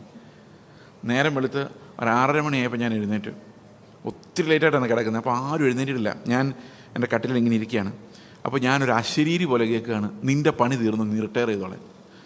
അപ്പം ഞാൻ ഇവിടെ നിന്ന് ചുറ്റും നോക്കി, ആരാണ് എന്നോട് മലയാളത്തിൽ പറഞ്ഞത്? എൻ്റെ ഭാര്യ കന്നഡക്കാരിയാണ്, അവർ നേറ്റീവ് കന്നഡികാസാണ്, മിഷണറി ആയിരുന്നു കേട്ടോ. ഞാൻ അങ്ങനെ പറയുമ്പോൾ ആൾക്കാർ നിങ്ങൾ പ്രേമിച്ച് കിട്ടിയായിരുന്നു. കല്യാണം കഴിഞ്ഞ ശേഷം ഞങ്ങൾ ആദ്യമായിട്ട് സംസാരിക്കുന്നത്. എൻ്റെ ഭാര്യയ്ക്ക് മലയാളം അറിയാമോ ഇല്ലയോ എന്ന് പോലും എനിക്കറിയാൻ പറ്റില്ല. കല്യാണം കഴിച്ചാൽ ചോദിക്കരുതെന്ന് എനിക്ക് നിർബന്ധമുണ്ടായിരുന്നു. ഒന്നും അറിയണ്ട, കർത്താവ് തന്നെ കല്യാണം കഴിച്ച് പിന്നെ അന്വേഷിക്കാം എന്നുള്ളതായിരുന്നു എൻ്റെ മൈൻഡ്. അപ്പം കല്യാണമൊക്കെ കഴിച്ച് കഴിഞ്ഞിട്ട് ഈ സംഭവം അപ്പം ഞാനവിടുത്തെ മൂത്ത മരുമകനായതുകൊണ്ട് നിൻ്റെ പണി തീർന്ന് റിട്ടയർ ചെയ്തോളാനൊന്നും ഒരാളോട് എന്നോട് പറയാൻ പോകുന്നില്ല. അത് മലയാളത്തിൽ പറയാൻ ഒരു സാധ്യതയില്ല. അപ്പോൾ ഞാൻ ചുറ്റും ഒന്ന് വെളിയിറങ്ങി ചുറ്റും നടന്നു. ഒരു മനുഷ്യൻ അവിടെ ഇല്ല. എനിക്ക് തോന്നിയതായിരിക്കും, ചിലപ്പോൾ നമ്മുടെ മൈൻഡിൽ അങ്ങനെയൊക്കെ തോന്നും, ആരെങ്കിലും സംസാരിച്ചായിരിക്കും എന്ന് വിചാരിച്ച് ഞാൻ കട്ടിലെ വന്ന് രണ്ടാമതിരുന്നു. അവിടെ വന്നിരുന്ന് കഴിഞ്ഞപ്പം പെട്ടെന്ന് എനിക്കൊരു ഫോൺ കോൾ വന്നു, പത്തനാപുരത്തു നിന്നാണ്. അപ്പോൾ അന്ന് എന്നെ ആർക്കും അറിയത്തില്ല, വിളിക്കുന്ന വല്ലപ്പോഴും വിളിക്കുന്നത്. അപ്പോൾ നമ്മുടെ വിളിക്കുന്ന വചനം വയ്ക്കുന്നതുകൊണ്ട് എവിടെയെങ്കിലും പ്രസംഗിക്കാനൊരു സ്റ്റേജ് കിട്ടാൻ വേണ്ടി, കാശിന് വേണ്ടിയല്ല കേട്ടോ, ഇതൊന്ന് അവതരിപ്പിക്കണമല്ലോ. അപ്പോൾ പുള്ളി പറഞ്ഞു, മെയ് 11 നമ്മളൊരു മീറ്റിംഗ് വെച്ചിട്ടുണ്ടായിരുന്നല്ലോ എന്ന് പറഞ്ഞുകൊണ്ട് അത് ക്യാൻസൽ ചെയ്ത് കേട്ടോ, അത് നടക്കില്ല. അപ്പോൾ ഏപ്രിൽ 10 ആയേ ഉള്ളൂ, അപ്പോഴേക്കും മെയ്യിലെ മീറ്റിംഗ്. അപ്പോൾ ഞാൻ വിളിച്ചു, കർത്താവ് നീ റിട്ടയർമെൻറ്റ് ചെയ്യിപ്പിക്കുന്ന കാര്യമാണോ പറഞ്ഞത്? ഇത് ദൈവം നിൻ്റെ ശബ്ദമായിരുന്നോ? ഞാൻ റിട്ടയർമെൻ്റ് ആയോ? എൻ്റെ പണി തീർന്നോ? എൻ്റെ ഉള്ളിലൊരു കിടുക്കം ഉണ്ടായി. ഞാൻ കർത്താവ് വിളിച്ചു, കർത്താവ് നിൻ്റെ പണിയാണോ? നീയാണോ എന്നോട് സംസാരിച്ചത്? അപ്പോൾ എൻ്റെ മനസ്സിൽ ആത്മാവിൻ്റെ ശബ്ദം എന്ന് പറയുന്നത് അത് ആത്മാവ് തന്നെ പറയുന്നു. അപ്പോൾ എന്നോട് പറഞ്ഞു, സത്യം പറഞ്ഞാൽ നീ മറ്റുള്ളവർ റിട്ടയർമെൻറ്റ് ചെയ്യുന്ന കാര്യമല്ല, നിൻ്റെ കാര്യം തന്നെയാണ് നീ ഉദ്ദേശിച്ചത്.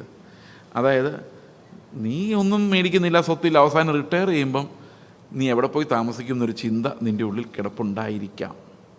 ഉണ്ട്.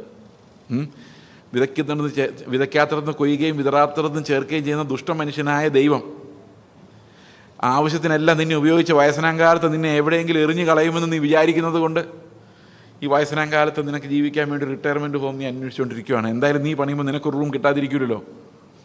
അതുകൊണ്ട് ഒരു പണി ചെയ്തോ, നീ റിട്ടയർ ചെയ്തോ, റിട്ടയർമെൻറ്റ് ഹോം പണിയാനുള്ളത് ഞാൻ തരാം. അത് കേട്ടില്ലായിരുന്നെങ്കിൽ ഞാൻ ആ വഴി പണിയായിട്ട് നടന്നേനെ.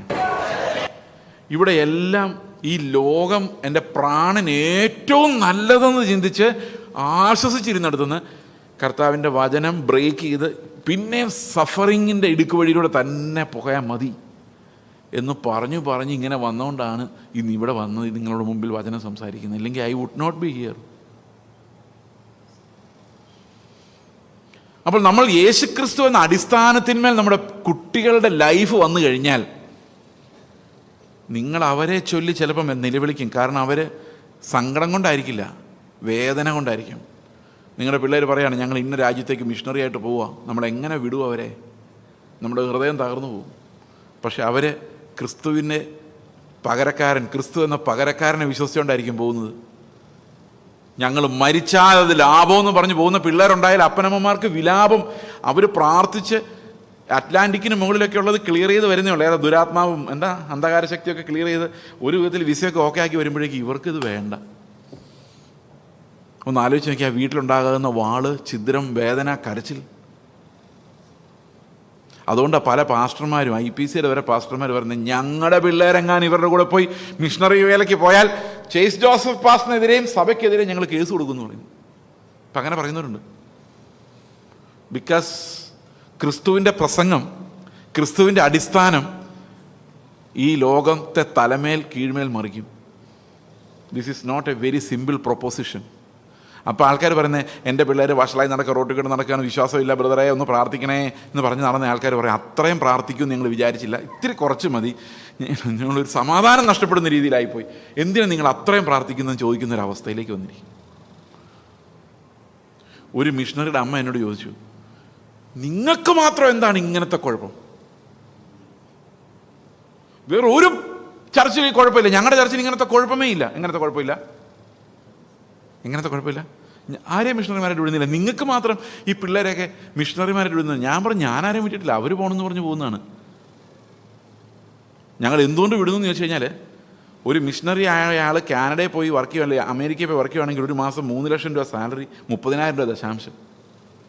അങ്ങനെ 10 പിള്ളേർ പോയി വർക്ക് ചെയ്ത് കഴിഞ്ഞാൽ, ഇവരെല്ലാം എഡ്യൂക്കേറ്റഡ് പിള്ളേരാണ്, എഞ്ചിനീയേഴ്സും ഒക്കെ പോയി വർക്ക് ചെയ്ത് കഴിഞ്ഞാൽ 10 പിള്ളേർ വർക്ക് ചെയ്ത് ഒരു മാസം ചർച്ചിൻ്റെ വരുമാനം 3 ലക്ഷം. ഇപ്പോൾ അവരെല്ലാം ജോലി വിട്ടിട്ട് ഇങ്ങോട്ട് വന്നു കഴിഞ്ഞാൽ അവർക്ക് അയച്ചു കൊടുക്കേണ്ടത് 3 ലക്ഷം. ഒന്ന് ആലോചിച്ച് നോക്കിയാൽ സഭയുടെ അവസ്ഥ എന്തായിരിക്കും.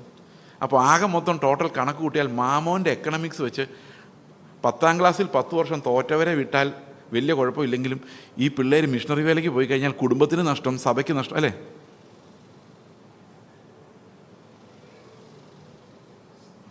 എത്ര പേർക്ക് മനസ്സിലായി? അതുകൊണ്ട് സഭകൾക്ക് ഇഷ്ടമില്ല ഒരു മിഷണറി വേലയ്ക്ക് പോകുന്നത്. ഒരു കുട്ടി വന്നു, അവരുടെ പാസ്റ്റർ പറഞ്ഞു എനിക്ക് സുവിശേഷ വേലയ്ക്ക് പോകണം, മിഷണറി ആയിട്ട് പോകണം. പുള്ളി പറഞ്ഞു എനിക്ക് അങ്ങനെ ഒരു മിഷൻ കിട്ടിയില്ലല്ലോ. എന്നാലും പുള്ളി പറഞ്ഞു പാസ്റ്റർ പോകുന്ന കാര്യമല്ല, ഞാൻ പോകണം, എനിക്ക് പോകണം. എനിക്ക് കിട്ടാത്ത വിഷൻ എൻ്റെ മുമ്പിൽ ഇരുന്ന് പ്രാർത്ഥിക്കും, നിനക്ക് എങ്ങനെയാടാ കിട്ടിയെന്ന് ചോദിച്ചാൽ അവൻ അന്ന് സഭ വിട്ടു പോകുന്നു. എന്ത് ചെയ്യാനാണ് ഇങ്ങനെയുള്ള ആൾക്കാരുടെ മുമ്പിൽ?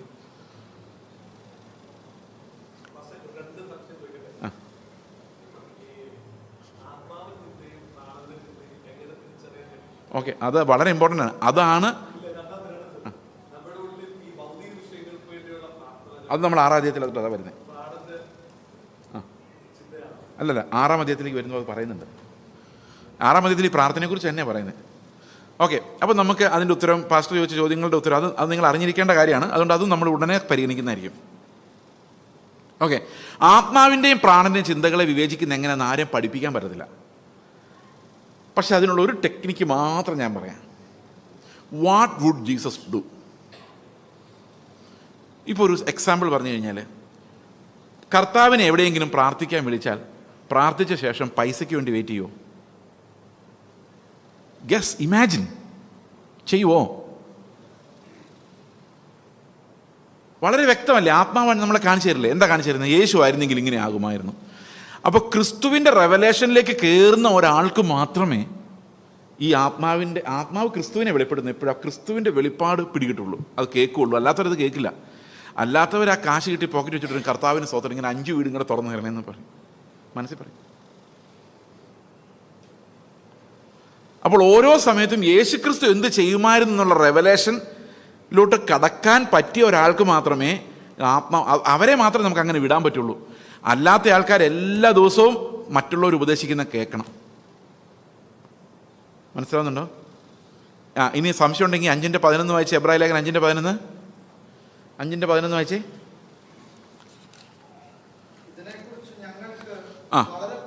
വളരെ പറയണ്ട. ആരെക്കുറിച്ചെന്നറിയോ? ഈ മൽക്കീസേദെക്ക് എന്ന മഹാപുരോഹിതൻ എങ്ങനെ നമുക്ക് പകരക്കാരനായി. ഇത് തമിഴില് പറയുമ്പം ഇന്ത മൽക്കീസേദെക്കെ പറ്റി ഇനിയും പേശുവോം എന്നാ, മൽക്കീസേദെക്കെ പറ്റി. അടുത്ത വാക്യം, നിങ്ങൾ കേൾപ്പാൻ മാന്യമുള്ളവരായി തീർന്നത് കൊണ്ട് തെളിയിച്ചു തരുവാൻ വിഷമം. യെസ്, അടുത്ത വാക്യം, കാലം നോക്കിയാൽ ഇപ്പോൾ ഉപദേഷ്ടാക്കന്മാരായിരിക്കേണ്ടുന്ന നിങ്ങൾക്ക് ദൈവത്തിന്റെ അരുളപ്പാടുകളുടെ ആദ്യ പാഠങ്ങൾ തന്നെ വീണ്ടും ഉപദേശിച്ചു തരുവാൻ ആവശ്യമായിരിക്കുന്നു എന്ന് പറഞ്ഞു കഴിഞ്ഞാൽ ഈ ബേസിക്സിൽ ഇതുവരെ എത്തിയിട്ടില്ല. അതുകൊണ്ട് വീണ്ടും അത് പറയേണ്ടി വരുവാ. ഞാനിത് പറയുന്നത് എന്തിനാന്ന് വെച്ച് കഴിഞ്ഞാൽ ഇതോടുകൂടി നിങ്ങൾക്ക് പരിജ്ഞാനത്തിന്റെ തലത്തിലേക്ക് ജീവിക്കാനുള്ള ധൈര്യം ഉണ്ടാകണം. അങ്ങനെ ഉണ്ടായാൽ ആത്മാവിന്റെ ശബ്ദം നമുക്ക് ക്ലിയറായിട്ട് വിവേചിക്കാനുള്ള പരിജ്ഞാനം ഉണ്ടാവും. അടുത്ത വാക്യം, കട്ടിയായുള്ള ആഹാരമല്ല പാലത്രേ നിങ്ങൾക്ക് ആവശ്യമെന്ന് വന്നിരിക്കുന്നു. പാസ്റ്ററെ, ഞങ്ങൾക്ക് വിഷയങ്ങളാണ് പാസ്റ്ററെ മൊത്തം, അതിൽ വിടുതലില്ലാതെ ഞങ്ങൾ എങ്ങനെയാണ് ഇരിക്കുന്നത്? അതുകൊണ്ട് വിഷയങ്ങളുടെ കാര്യം എന്തെങ്കിലും പറയാനുണ്ടോ? പ്രവചനം വല്ലതും ഉണ്ടോ? കാരണം എന്താ, ഈ കട്ടിയായ ആഹാരം കഴിക്കാനുള്ള കപ്പാസിറ്റി ഇല്ല. പാലോട് പാല്. ഈ വിഷയങ്ങളുടെ വിടുതലല്ല പാല്. പാലെന്താ 6-ാം അധ്യായം 1-ാം വാക്യത്തിൽ പറയുന്നുണ്ട്. അത് അടിസ്ഥാനം. എന്തോ? അതുകൊണ്ട് നിർജീവ പ്രവൃത്തികൾ മേലുള്ള മാനസാന്തരം, ദൈവത്തിങ്കലെ വിശ്വാസം, സ്നാനങ്ങളെ കുറിച്ചുള്ള ഉപദേശം, കൈവെപ്പ്, മരിച്ചവരുടെ പുനരുത്ഥാനം, നിത്യശിക്ഷാവിധി എന്നിങ്ങനെയുള്ള അടിസ്ഥാനം വീണ്ടും വിടാതെ. അപ്പൊ അതാ അടിസ്ഥാനം, അതാ പാല്. അപ്പോൾ നമ്മൾ ഈ വിഷയങ്ങളുടെ വിടുതൽ എന്ന് പറഞ്ഞ് പ്രസംഗിക്കുന്ന പാലല്ല, പാലും വെള്ളം പോലും അല്ല. അത് നമ്മൾ കെമിക്കൽ കലർത്തി പാലാക്കി വെച്ചിട്ട് കൊടുക്കുന്നതാണ്. ഈ അപ്പോസ്തലിക ലേഖനങ്ങളിൽ എഴുതിയിരിക്കുന്ന മുഴുവൻ അടിസ്ഥാനം പാല. പരിജ്ഞാനം നമ്മളെ പഠിപ്പിക്കുന്നത് അപ്പോസ്തലന്മാരല്ല. അത് 1 യോഹന്നാന്റെ ലേഖനം 2-ാം അധ്യായത്തിന്റെ 27-ാം വാക്യം വായിച്ച്, എങ്ങനെയാണ് നമ്മൾ പരിജ്ഞാനത്തിൽ നടക്കുന്നത്? അത് അപ്പോസ്തലന്മാരല്ല നമ്മളെ പഠിപ്പിക്കുന്നത്. അതിന്റെ അടിസ്ഥാനത്തിന്മേല അവനാൽ പ്രാപിച്ച അഭിഷേകം നിങ്ങളിൽ വസിക്കുന്നു. ആരും നിങ്ങളെ ഉപദേശിപ്പാൻ ആവശ്യമില്ല. ആരുടെ കാര്യമാണ് പറയുന്നേ? ഈ അടിസ്ഥാനം വിട്ട് ഞാനല്ല ക്രിസ്തു അത്രേ എന്നുള്ള വിശ്വാസത്താൽ യേശു ക്രിസ്തുവിനെ പ്രാപിക്കാൻ വേണ്ടി, കർത്താവിനെ നേടാൻ വേണ്ടി വിശ്വസിക്കുന്ന, ഞാനല്ല ക്രിസ്തു അത്ര എന്നുള്ള വിശ്വാസത്തിൽ നടക്കുന്ന ആളെ കുറിച്ച് പറയുന്നത്. അവരെ പഠിപ്പിക്കാൻ ദൈവത്തിൻ്റെ അഭിഷേകം, ക്രിസ്തുവിൻ്റെ അഭിഷേകം അവരുടെ മേൽ ഉണ്ട്. ആ അഭിഷേകം പഠിപ്പിക്കുന്ന ശബ്ദം അവർക്ക് കേൾക്കാൻ പറ്റും. എന്നാൽ നമ്മൾ ഇപ്പോഴും ശിശുക്കളാണെങ്കിൽ നമുക്ക് യേശു കർത്താവ് പറയുന്ന ആ കാര്യങ്ങൾ വിവേചിക്കാനുള്ള കഴിവുണ്ടാവില്ല. മനസ്സിലാവുന്നുണ്ടോ? അപ്പോൾ നമ്മൾ വിചാരിക്കുന്ന ദൈവം നമ്മളെ വയറുവേദന മാറ്റാൻ വേണ്ടിയാണ് ക്രൂശിൽ മരിച്ചതെന്ന് വിശ്വസിക്കുന്നത്. They don't know the foundations. അടുത്ത വാക്യം. ആരും നിങ്ങളെ ഉപദേശിപ്പാൻ ആവശ്യമില്ല, അവന്റെ അഭിഷേകം തന്നെ നിങ്ങൾക്ക് സകലവും ഉപദേശിച്ചു തരികയാലും അത് ഭോഷ്കല്ല സത്യം തന്നെ ആയിരിക്കാലും. ഭോഷ്കല്ല സത്യം തന്നെ ആയിരിക്കാലും. ട്രൂത്ത് ഇന്നലെ ഞാൻ പറഞ്ഞ പോലെ അത് നിങ്ങളെ ഉപദേശിച്ചതുപോലെ നിങ്ങൾ അവനിൽ വസിപ്പീൻ. നിങ്ങൾ അവനിൽ വസിപ്പീൻ. അപ്പോൾ ഇത് ആത്മാവ് നമ്മളെ പഠിപ്പിക്കുന്ന കാര്യമാണ്. ഓക്കെ, അത് നമ്മുടെ സാധാരണ വചനം പഠിച്ചു കഴിഞ്ഞാൽ അതിൻ്റെ അടിസ്ഥാനം വീണ് കഴിയുമ്പോൾ പിന്നെ അതിൻ്റെ മുകളിൽ നമ്മളെ ആത്മാവ് നടത്തുന്ന ശബ്ദം നമുക്ക് മനസ്സിലാകാനും കേൾക്കാനും ഗ്രഹിക്കാനും തുടങ്ങും. മനസ്സിലായോ? ഏതെങ്കിലും ഒരാൾ ഈ പരിജ്ഞാനത്തിലേക്ക് എത്തുന്നില്ലെങ്കിൽ അവനെ വീണ്ടും വീണ്ടും ഇൻസ്ട്രക്ട് ചെയ്യേണ്ടി വരും, പാല് കൊടുത്ത് അല്ലേ. ഇപ്പം ഞാൻ കണ്ടുപിടിച്ചേക്കുന്ന ഒരു കാര്യം എന്താണെന്ന് വെച്ച് കഴിഞ്ഞാൽ, അടിസ്ഥാനമൊക്കെ ഇട്ടൊരു 5-6 ദിവസം, ഇവിടെ ഇപ്പോൾ 5 ദിവസം 7 ദിവസം 8 ദിവസം ഉള്ളൂ. 25 ദിവസം പ്രസംഗിച്ചാലും 25 വർഷം പ്രസംഗിച്ചാലും ആദ്യം പ്രസംഗിച്ചതെല്ലാം മറന്നു പോയിട്ടുണ്ടാവും. ഞാൻ ആദ്യ ദിവസം പ്രസംഗിച്ച ഒരു 90% നിങ്ങൾ മറന്നുപോയി കാണും. ഞാൻ സത്യമായി നിങ്ങളോട് പറയുന്നു. കാരണം ഇതിൻ്റെ പ്രശ്നം എന്താണെന്ന് വെച്ച് കഴിഞ്ഞാൽ, നമ്മുടെ കഥ പറഞ്ഞൊക്കെ നിങ്ങൾ ഓർക്കെങ്കിലും വചനത്തിനൊരു പ്രത്യേകതയുണ്ട്. അത് കാക്ക കൊത്തിക്കൊണ്ട് പോകും. വിതക്കാരൻ്റെ ഉപമ എന്താ പറയുന്നത്? വിതയ്ക്കാൻ പുറപ്പെട്ട് കുറേ എന്ത് ചെയ്തു? വഴിയരികെ വീണു. പറവജാതികൾ വന്നത് തിന്നു കളഞ്ഞു. നമ്മളിവിടുന്ന് പ്രസംഗം കേട്ട് സന്തോഷിച്ച് വീട്ടിൽ ചെല്ലുമ്പോഴേക്കും ഉപജീവനമാകുന്ന പറവകൾ, പിള്ളേരുടെ അഡ്മിഷനാകുന്ന പറവകൾ, ജോലിയാകുന്ന പറവ, നാളത്തെ ഓഫീസ് പ്രഷർ, ഇതെല്ലാം കൂടെ വന്ന് ഈ വിത്തെല്ലാം കൂടെ കുത്തിപ്പറക്കി തിന്നും. നമ്മൾ തിരിച്ചിറങ്ങി കഴിഞ്ഞാൽ അങ്ങോട്ടും ഇങ്ങോട്ടും കുശലം പറയുമ്പോൾ തന്നെ ഇത് തീരും. നമ്മൾ പറയുന്ന എന്തുണ്ട് വിശേഷം, നാട്ടിൽ എന്തുണ്ട് വിശേഷം, അപ്പനമ്മ എന്ത് ചെയ്യുന്നു, പിന്നെ അവരുടെ ചിന്തകളായി ഇതങ്ങ് പോയി. ഇത് അതിനകത്ത് സോക്ക് ചെയ്ത് നിലനിന്ന് മെഡിറ്റേറ്റ് ചെയ്ത് അത് ഫലം പുറപ്പെടുവിക്കാനുള്ള ഒരു ടൈം നമ്മൾ കൊടുക്കുന്നില്ല. സന്തോഷമായോ? ശരിയാണ്. ഇപ്പോൾ വചനം ഫലം കൊടുക്കണം. അതുകൊണ്ട് ഞാൻ നിങ്ങളോട് പറയുന്നു, ഒന്നും കൂടെ ഇത് കേൾക്കണം, ഒന്നും കൂടെ ഗിരിപ്രഭാഷണം ആദ്യം മുതൽ വായിക്കണം. അതിൽ ഓരോ വാക്കും ഞാൻ പറഞ്ഞു തരാൻ നിങ്ങൾക്ക് ഓർമ്മ വരും. ഇത് ഞാനിവിടെ നിന്ന് പോകുന്നതിന് മുമ്പ് വായിക്കണം. ഞാനിവിടെ നിന്ന് ഇന്ന് വൈകിട്ടോടെ നിങ്ങളോട് ബൈ പറയുമായിരിക്കും. അപ്പം നാളെ ഉച്ചയോടുകൂടി ഞാൻ ഹോട്ടലിൽ നിന്ന് ഇറങ്ങുന്നതിന് മുമ്പ് നിങ്ങളിത് വായിച്ചിരിക്കണം. കാരണം എന്താണെന്ന് വെച്ച് കഴിഞ്ഞാൽ, ഇത് കാലം കഴിഞ്ഞു പോയാൽ നിങ്ങൾ പിന്നെ ആദ്യം വായിക്കുന്നതിലിരിക്കും. ഓക്കെ, കേട്ടാൽ പോരാ, കേൾക്കുകയും ചെയ്യണം, വായിച്ചാൽ മാത്രമേ ഇത് ഉള്ളിൽ നിൽക്കുകയുള്ളൂ. So you need to read Matthew chapter 5, 6 and 7 again. നമുക്കിനി 6-ാം അധ്യായത്തിലേക്ക് വരാം. ഓക്കെ, 5-ാം അധ്യായത്തിൽ കുറച്ചും കൂടെ കാര്യങ്ങൾ പറയാം. ഇങ്ങനെ പോയാൽ നമ്മൾ തീരില്ല. അതുകൊണ്ട് we are going to 6th chapter. Okay, അവിടെ നമ്മൾ 5-ാമത്തെ അധ്യായത്തിൽ ദ റൈറ്റ് ക്യാരക്ടർ ആണ് പറയുന്നതെങ്കിൽ 6-ാം അധ്യായത്തിൽ പറയുന്നത് റൈറ്റ് സ്പിരിച്വാലിറ്റി എന്താണെന്നുള്ളതാണ്. What's the right spirituality? നമുക്ക് എന്താണ് ശരിയായിട്ടുള്ള ആത്മീയത? ഓക്കെ, ഇവിടെ ആദ്യം പറയുന്നത് നമ്മുടെ നീതി പ്രവൃത്തികളെ കുറിച്ചാണ്. പലപ്പോഴും നമ്മൾ വിചാരിക്കും നമുക്ക് ചർച്ചിന് ആക്ടിവിറ്റീസ് പോരാ, കുറച്ച് ആക്ടിവിറ്റീസ് നടത്താം. നമ്മുടെ ചർച്ചിൽ അങ്ങനെ ആക്ടിവിറ്റി ഒന്നും ഇല്ലേ? ഈ പ്രാർത്ഥന ഇത് മാത്രം മതിയോ? നമുക്ക് എന്തെങ്കിലും ഒന്നും ചെയ്യണ്ടേ? എന്ത് ചെയ്യാം? ടൂർ പോയേക്കാം എല്ലാവരും കൂടെ.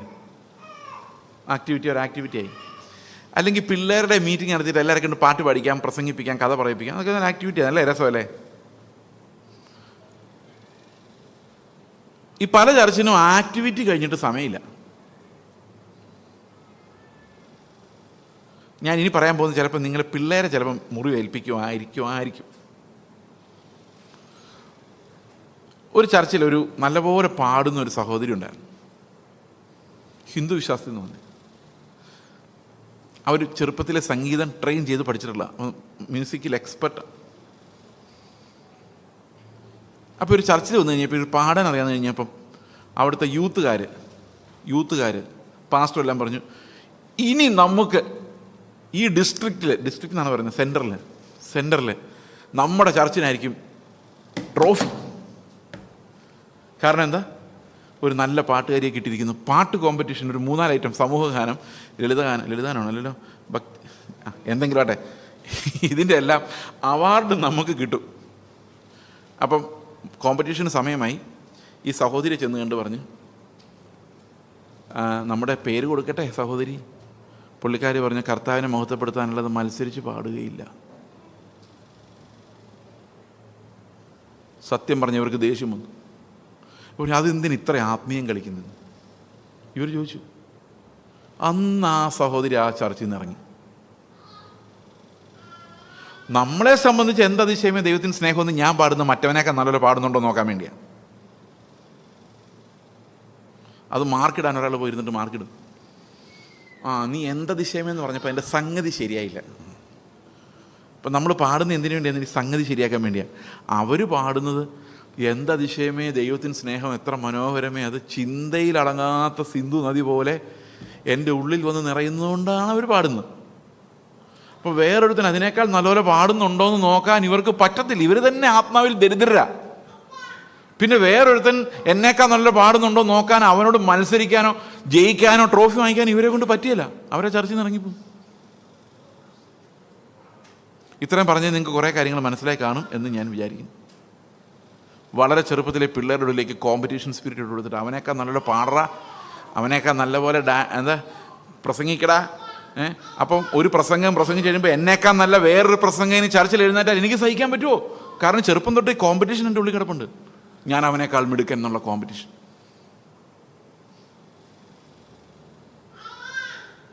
ഒരു ദിവസം ഞാനിത് പ്രസംഗിച്ചുകൊണ്ടിരുന്നപ്പോൾ എൻ്റെ മുമ്പിലിരുന്ന് 2 പിള്ളേർ കരഞ്ഞു, പെൺപിള്ളേർ. അപ്പം ഞാൻ ചോദിച്ചു, എന്താ കരഞ്ഞു ചോദിച്ചാൽ പറയാം, ഞങ്ങൾ കോമ്പറ്റീഷനിൽ പോകാൻ പറ്റില്ല, അമ്മ വിടില്ല എന്ന് കേട്ട് കഴിഞ്ഞാൽ. അവരതിലാണ് ജീവിക്കുന്നത്. ആ ചർച്ചിലെ എക്സൈറ്റ്മെൻറ്റ്, ആകെയുള്ള എക്സൈറ്റ്മെൻറ്റ് ഈ പിള്ളേർക്ക് ഈ കോമ്പറ്റീഷനുള്ളതാണ്. ഇത് നിങ്ങളുടെ വിധിക്കായി ഞാൻ വിടുന്നു. അപ്പോൾ പ്രവൃത്തികൾ എന്ന് പറയുന്നത് മറ്റുള്ളവർ കാണെ നമ്മുടെ പ്രവൃത്തികൾ കാണിച്ച് അപ്രീസിയേഷൻ വാങ്ങിക്കുക എന്നുള്ളത് ഒരു മനുഷ്യൻ്റെ ഉള്ളിൽ കിടക്കുന്ന കാര്യമാണ്. ഓക്കെ, ഇത് പ്രത്യേക രീതിയിലുള്ള ആത്മദാരിദ്ര്യമല്ലത്, അത് മനോദാരിദ്ര്യമാണ്. ഈ ആത്മദാരിദ്ര്യവും മനോദാരിദ്ര്യവും രണ്ടും രണ്ടാണ്. മനസ്സിൻ്റെ ദാരിദ്ര്യം അത് ഭയങ്കര അപകടമാണ്. എന്താണ് ഈ മനസ്സിൻ്റെ ദാരിദ്ര്യം? ഒരു പ്രവാചകൻ എന്നോട് പറഞ്ഞു, നിങ്ങൾ വേണ്ട രീതിയിൽ അംഗീകരിക്കപ്പെടുന്നില്ല എന്നൊരു വിഷമം നിങ്ങളുടെ ഉള്ളിലുണ്ട്. ഞാൻ പറഞ്ഞു, എൻ്റെ കർത്താവേ, അങ്ങനെ ഉണ്ടോ? അപ്പോൾ അർത്ഥം എന്നെ വേണ്ട രീതിയിൽ ആരും പരിഗണിക്കുന്നില്ല, എനിക്കൊരു അംഗീകാരം വേണം ആൾക്കാരുടെ മുമ്പിൽ എന്ന് ആഗ്രഹിക്കുന്നത് ആത്മദാരിദ്ര്യമല്ല, അത് മനോദാരിദ്ര്യമാണ്. മനസ്സിലായി അതിൻ്റെ ഡിഫറൻസ് എന്താണെന്ന്? ഈ മനോദാരിദ്ര്യം എന്ന് പറഞ്ഞാൽ ഐ ആം ഇന്നാഡിക്വേറ്റ്. എനിക്ക് മറ്റുള്ളവരെ പോലെ വിദ്യാഭ്യാസമൊന്നുമില്ല, എനിക്ക് മറ്റുള്ളവരെ പോലെ കഴിവുകളൊന്നുമില്ല, അതുകൊണ്ട് ആൾക്കാർ എന്നെ പുച്ഛിക്കുകയാണ്. ഞാൻ ഒന്ന് പാടി ഒന്ന് ജയിച്ചാൽ എനിക്ക് ആ പുച്ഛത്തെ ജയിക്കാം. ഇത് മനോദാരിദ്ര്യം. അതുകൊണ്ട് ഈ മനോദാരിദ്ര്യം മാറ്റാൻ വേണ്ടിയാണ് ആൾക്കാർ പ്രസംഗിക്കുമ്പോൾ പറയുന്നത്, നിന്നെ നിന്ദിച്ചവരുടെ നിന്നെ മാനിക്കുന്ന ദൈവം. കേട്ടിട്ടില്ലേ? അന്ന് നിന്ദയുമായിട്ട് ഇറങ്ങുമ്പോൾ മനസ്സിലുണ്ടായിരുന്നു, ഞാൻ തിരിച്ചു വരുമ്പോൾ അവരെന്നെ മാനിക്കുന്ന രീതിയിൽ ദൈവം എന്നെ കൊണ്ടുവരും. അപ്പോൾ എൻ്റെ ദാരിദ്ര്യം മാറും. ഏത് ദാരിദ്ര്യം? ആത്മാവിൻ്റെ ദാരിദ്ര്യമല്ല, ക്രിസ്തുവിനെ അനുഭവിക്കാനുള്ള ആത്മാവിൻ്റെ ദാരിദ്ര്യമല്ല, ഇവിടുത്തെ ലോകത്തിൻ്റെ ബഹുമാനം കിട്ടാനുള്ള സോളിൻ്റെ ദാരിദ്ര്യം. The thought that I am inadequate. അതുകൊണ്ട് എന്ത് ചെയ്യും? ഞാൻ നീതിപ്രവൃത്തി ചെയ്താൽ എല്ലാവരും കാണുക ചെയ്യും. അവർ ബാക്കിയുള്ളവരുടെ അപ്രീസിയേഷൻ കേൾക്കുമ്പോൾ എനിക്ക് ഇത്തിരി എനർജി ഉണ്ടാകുന്നു. അപ്പോൾ ആൾക്കാർ പറയും, ചേസ് ബ്രദർ എന്ത് സഹായമാണ് ആൾക്കാർക്ക് ചെയ്യുന്നത്. അങ്ങനെ വേണം. അപ്പോൾ എനിക്കത് ഭയങ്കര സന്തോഷമാണ്. കാരണം ഞാൻ ഉണ്ടാക്കിയൊന്നുമില്ല, എവിടെ നിന്നോ കിട്ടിയതാ. പക്ഷെ കൊടുക്കുന്നവൻ എന്നുള്ളൊരു പേര് എനിക്ക് കിട്ടിയതോടുകൂടി എൻ്റെ മനോദാരിദ്ര്യം മാറി. പിന്നെ ആൾക്കാർ പുകഴ്ത്തി പറയുമല്ലേ, അപ്പോൾ അത് കേൾക്കുമ്പം എൻ്റെ ഉള്ളം പറയാം, കണ്ടോ ഇനി കുറച്ചുകൂടെ പറയട്ടെ കേട്ടോ, കാരണം എൻ്റെ ദാരിദ്ര്യം മാറാനുള്ള എൻ്റെ പരിശ്രമം ഇത് സൈക്കോളജിക്കലാണ്. അപ്പം ഞാൻ എപ്പോഴും മനുഷ്യരുടെ അംഗീകാരം കിട്ടാൻ വേണ്ടിയും അവരുടെ മുമ്പിൽ വിളങ്ങാൻ വേണ്ടിയും ഇത്ര 10-30 വർഷമായല്ലേ സുശേഷയിൽ ഇറങ്ങിയിട്ട്, അതെ വീടൊന്നും ആയില്ല അല്ലേ? ദാരിദ്ര്യം. എവിടെയെങ്കിലും ഗൾഫിലൊരു ചർച്ച കിട്ടിയാൽ മതി, അല്ലെങ്കിൽ എവിടെയെങ്കിലും ഒരു നല്ല വലിയൊരു ചർച്ച കിട്ടിയാൽ മതി. കഴിഞ്ഞ ദിവസം കുവൈറ്റിൽ ഏതോ ഒരു ചർച്ചയോട് പറഞ്ഞു, ഞങ്ങൾ ഓരോരോ പാസ്റ്റർമാരെ വിളിച്ചു വരുത്തി അവർക്കെല്ലാം വീട് വെച്ച് കൊടുക്കുമെന്ന്. 3 വർഷം അവിടെ ശുശ്രൂഷിപ്പിച്ചിട്ട്. നല്ല കാര്യമൊക്കെയാണ്, പക്ഷേ ഇത് ആത്മദാരിദ്ര്യമല്ല, മനോദാരിദ്ര്യം മാറ്റാൻ വേണ്ടിയുള്ള പരിശ്രമമാണ്. പ്രിയ സഹോദരങ്ങൾ, ഇതൊന്നും തെറ്റല്ല, പക്ഷേ മനോദാരിദ്ര്യമാണ് മറ്റുള്ളവരുടെ മുമ്പിൽ നമ്മൾ വിളങ്ങണമെന്നുള്ള ആഗ്രഹം. പണ്ട് എന്നോടൊരാൾ ആശുപത്രി കിടക്കുന്നയാൾ ഞാനൊരു കാണാൻ പോയതാണ്. പുള്ളി എന്നെ ഞാൻ പഠിച്ച ഒരു ഇൻസ്റ്റിറ്റ്യൂഷനിലെ സാറാണ്, വിശ്വാസിയാണ്. അദ്ദേഹം എന്നോട് ചോദിച്ചു, ചേച്ചി വീടൊക്കെ ആയോ? ഞാൻ പറഞ്ഞു ആയല്ലോ. വീടൊക്കെ വെച്ചോ? ഞാൻ പറഞ്ഞു ആ വീടുണ്ടല്ലോ. പിള്ളേർ 4 വർഷം മുമ്പ് നമ്മൾ കണ്ടപ്പോൾ വീടില്ലായിരുന്നല്ലോ, അപ്പോൾ അതിനിടയിൽ വീട് വെച്ചോ? ഞാൻ പറഞ്ഞു വീടുണ്ടായിരുന്നല്ലോ, അന്നും വീടുണ്ടായിരുന്നല്ലോ. അന്ന് നമ്മൾ കണ്ടപ്പോൾ വീടില്ലെന്നും വീട് വെക്കുന്നില്ലെന്നൊക്കെ നിങ്ങളല്ലേ പറഞ്ഞത്. അപ്പോൾ കള്ളം പറഞ്ഞാണോ? ഞാൻ പറഞ്ഞല്ല, കള്ളം പറഞ്ഞല്ല, അന്നും വീടുണ്ടായിരുന്നു. നിങ്ങൾ എന്തായി പറയുന്നത്? പുള്ളി ആശുപത്രി കിടക്കും കേട്ടോ. ഞാൻ വിചാരിച്ചു അധികം ടെൻഷൻ അടിപ്പിക്കണ്ട. ഞാൻ പറഞ്ഞു നമ്മുടെയൊക്കെ വിശ്വാസത്തിന് വിളിച്ചപ്പോൾ തന്നെ ദൈവം ഒരു വീട് ഒരുക്കിയിട്ടുണ്ടായിരുന്നല്ലോ. അന്നേരം നമ്മൾ ഓ ആ വീടാണോ? ആൻറ്റി ക്ലൈമാക്സ് ആയിപ്പോയി. നമ്മളൊന്നും നശിച്ചു പോയില്ല എന്ന് 4 പേര് അറിയണം. നമ്മളങ്ങനെ അങ്ങ് തകർന്ന് താറടിയായി പോയില്ല. ദൈവം എന്നെ ഉയർത്തി. നോക്ക്, ഈ മനോദാരിദ്ര്യം കാരണമാണ് ഈ പെന്തക്കോസ് ഇന്ന് ഈ കോലത്തിലായിരിക്കുന്നത്. എന്താണിന്ന് പെന്തക്കോസ് സഭയ്ക്ക് പറ്റിയെന്ന് ഈ മത്തായിയുടെ സുവിശേഷം 6-ാം അധ്യായത്തിലുണ്ട്. നിങ്ങൾ ശ്രദ്ധിച്ച് നമ്മളിത് കേട്ടാൽ നമുക്ക് പെന്തക്കോസ് സഭയ്ക്ക് പറ്റിയ എന്താണെന്ന് ഇതിനകത്ത് കൃത്യമായിട്ട് എഴുതി വെച്ചിട്ടുണ്ട്. നമുക്ക് നോക്കാം. മനുഷ്യർ കാണേണ്ടത് നിങ്ങളുടെ നീതി അവരുടെ മുമ്പിൽ ചെയ്യാതിരിപ്പാൻ സൂക്ഷിപ്പിൻ. അല്ല, ഞാൻ സ്വർഗത്തിലുള്ള നിങ്ങളുടെ പിതാവിൻ്റെ പക്കൽ നിങ്ങൾക്ക് പ്രതിഫലമില്ല. ഒരു ചെറിയൊരു എക്സാമ്പിൾ ഞാൻ പറയാം. നമ്മൾ ഈ ജൂൺ മാസം ആകുമ്പം സാധാരണ മെയ് മാസം അവസാനമൊക്കെ സാധാരണ കേരളത്തിൽ കാണുന്ന ഒരു കലാപരിപാടിയാണ് പാവപ്പെട്ട പിള്ളേർക്ക് ബാഗും പുസ്തകവും കുടയും വിതരണം ചെയ്യുന്ന മഹത്തായ പരിപാടി. നിങ്ങൾ കണ്ടിട്ടുണ്ടത്? ഞാൻ ഒരു പ്രാവശ്യം പോയി അതിനകത്ത് ഇരുന്ന് പോയിട്ടുണ്ട്. എൻ്റെ കർത്താവ്, ഇതുപോലത്തെ ഒരു പ്രോഗ്രാം. പാവപ്പെട്ട പിള്ളേർ ക്യൂ ആയിട്ട് വരുന്നു. അവരുടെ അപ്പനമ്മയും വിഷമിച്ചപ്പുറത്തിരിക്കുന്നു. പണക്കാരുടെ പിള്ളേർ കൊടുത്ത കാശുമായിട്ട് മേടിച്ച ബാഗ് അത് കൊടുത്ത് ഓരോ പാവപ്പെട്ടവനും ദരിദ്രൻ നമ്പർ 1, ദരിദ്രൻ നമ്പർ 2, ദരിദ്രൻ നമ്പർ 3 വിളിച്ചു കൊടുക്കുന്നു. അപ്പോൾ അവരുടെ ഉള്ളിൽ പറയുന്നത്, എൻ്റെ അപ്പന് കാശുണ്ടായിരുന്നെങ്കിൽ ഞാൻ ഇങ്ങനെ ഇത് ഇവരുടെ നിന്ന് ചാരിറ്റി മേടിക്കേണ്ട കാര്യമില്ലായിരുന്നു. എൻ്റെ ഗതികേട്, എൻ്റെ അപ്പന് കഴിവില്ലാതെ പോയി. എൻ്റെ മനസ്സ് പറയുന്നു. Because is branded as A poor person. നിങ്ങൾ ആലോചിക്കുക, അതേ ക്ലാസ്സിൽ ഇപ്പുറത്തിരിക്കുന്ന പയ്യനുണ്ടാവും മുതലാളി, അവൻ്റെ അപ്പന് കാശുണ്ട്. ഈ കുട്ടിയുടെ ദാരിദ്ര്യം അപമാനിക്കപ്പെടുക. ഞാൻ ആ കുട്ടികളുടെ മൈൻഡ് കണ്ടോണ്ട്, ആ മുഖം കണ്ടോണ്ട് ഞാൻ ഒരു ദിവസം സ്റ്റേജിലിരുന്നു. ഞാൻ കുനിഞ്ഞിരുന്നു ഫുൾ ടൈം. എനിക്കവരെ കാണാനുള്ള ശക്തിയില്ലായിരുന്നു. ഞാൻ സംഘാടകരോട് ചോദിച്ചു, നിങ്ങൾക്ക് യഥാർത്ഥത്തിൽ ആ പിള്ളേരുടെ സ്നേഹം ഉണ്ടെങ്കിൽ ഇങ്ങനൊരു പരിപാടി നടത്താതെ തലേദിവസം അവരുടെ വീട്ടിൽ പോയി അവരുടെ അപ്പൻ്റെ കയ്യിൽ ബാഗ് കൊണ്ടു കൊടുത്തിട്ട് മക്കൾക്ക് ഇരിക്കട്ടെ എന്ന് പറഞ്ഞിരുന്നെങ്കിൽ അപ്പം കൊണ്ടുപോയി ആ ബാഗ് കൊടുക്കുമ്പോൾ ആ മക്കൾക്കൊരു സ്നേഹം അപ്പനോട് ഉണ്ടാവില്ലായിരുന്നു. ഇന്നിങ്ങനെ ചാരിറ്റി ചെയ്യാനേ നമുക്ക് അറിയത്തുള്ളൂ. നമ്മൾ എവിടെയെങ്കിലും കൊടുത്താൽ മനോരമയിൽ വന്നില്ലെങ്കിലും വേണ്ടില്ല, ഗുഡ് ന്യൂസിലെങ്കിലും വന്നില്ലെങ്കിൽ പിന്നെ നമ്മൾ എന്ത് പ്രയോജനം സഹോദരങ്ങളെ? വിധവമാർക്ക് സ്ഥിരം പരിപാടിയാണ് തയ്യൽ മെഷീൻ. ഇവരെല്ലാം കൂടെ തയ്ച്ച് എത്ര പേർ ഞാൻ ഇങ്ങനെയുള്ള ചാരിറ്റി വർക്കുകൾ കർത്താവിനിത് അറപ്പാണെന്ന് ആത്മാവ് സാക്ഷ്യം പറഞ്ഞു. കാരണം ഇതിനകത്തെല്ലാം ഈ മനുഷ്യൻ്റെ മനോദാരിദ്ര്യത്തിൻ്റെ പ്രകടനങ്ങളാണ്. ദയവായിട്ട് നിങ്ങൾ ഇങ്ങനെയുള്ള ചാരിറ്റിക്കകത്ത് പോയി ചാടരുത്. നിങ്ങൾക്ക് ആരെങ്കിലും സഹായിക്കണമെങ്കിൽ ഇടങ്കൈ വലങ്കൈ അറിയാതെ കൊണ്ടേ കൊടുക്ക്. അപ്പോൾ ദൈവം രഹസ്യത്തിൽ കാണുന്നൊരു ദൈവമുണ്ട്, അതവിടെ അക്കൗണ്ടായിട്ട് വെക്കും. കാരണം നിങ്ങൾക്ക് ഇവിടെ ഒന്നും കിട്ടിയില്ലല്ലോ, അപ്പോൾ ദൈവം തരും അതിന് പ്രതിഫലം. ഇന്നീ കാണിക്കുന്ന ചാരിറ്റി വർക്കുകളെല്ലാം നാട്ടുകാരെ കാണിക്കാനുള്ള പരിപാടിയാണ്. ഫോട്ടോ എടുത്ത് അത് ഈ ചാരിറ്റി, പല ആൾക്കാരും ചാരിറ്റി എന്ന് പറയുമ്പോൾ ഞാൻ ഫോൺ കട്ട് ചെയ്യും. എന്ത് ചാരിറ്റി?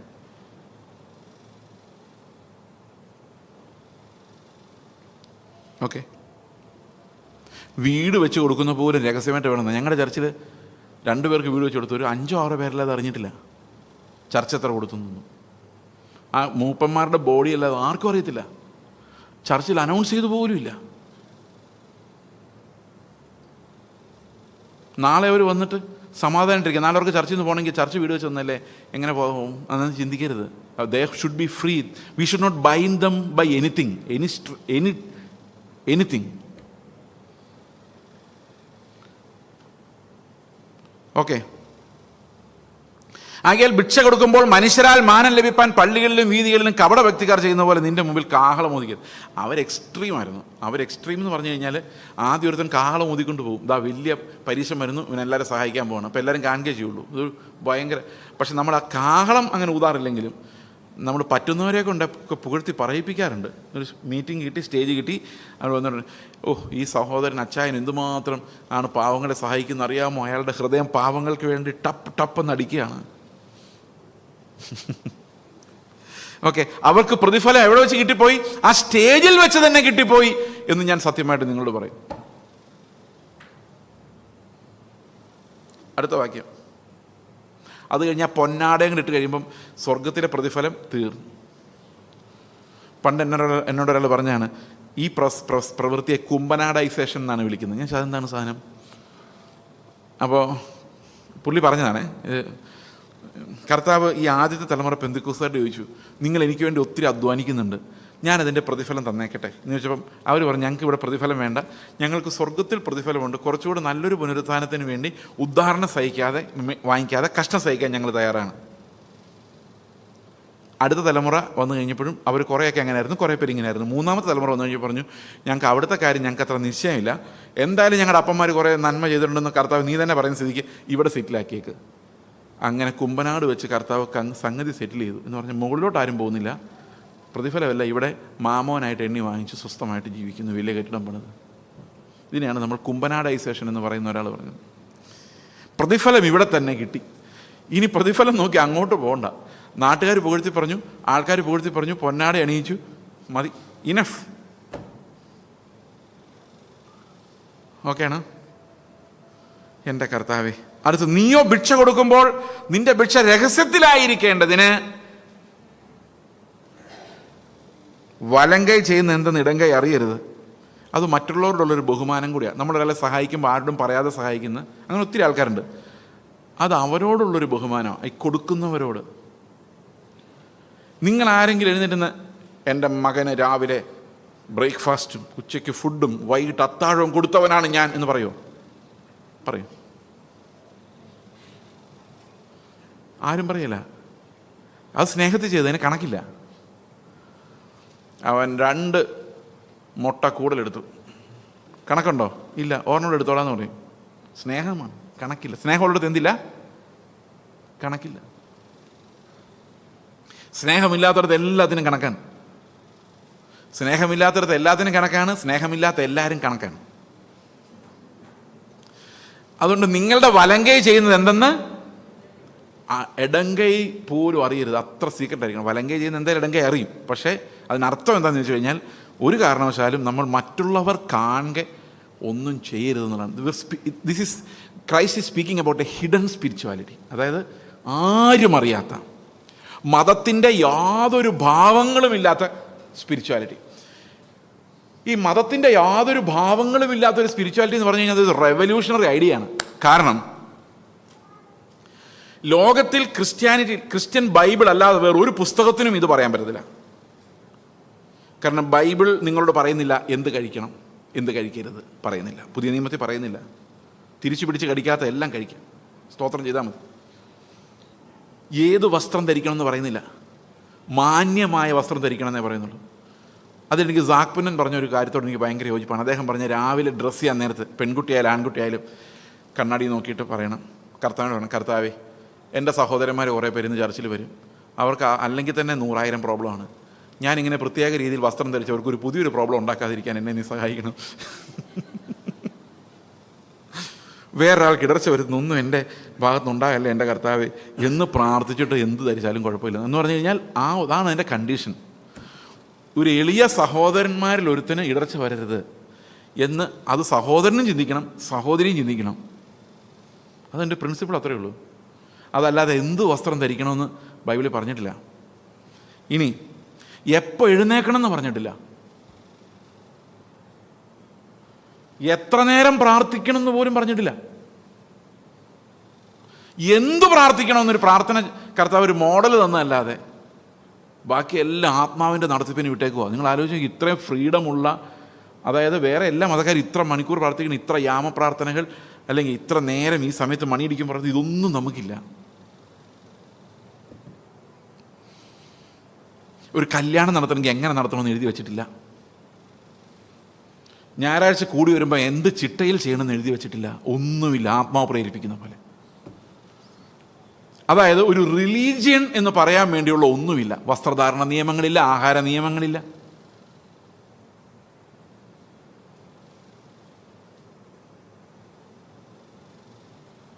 ഓക്കെ, ശരിയാണ്. മോറൽ നിയമങ്ങളേ ഉള്ളൂ. അത് ഭയങ്കര കട്ടിയാണ്.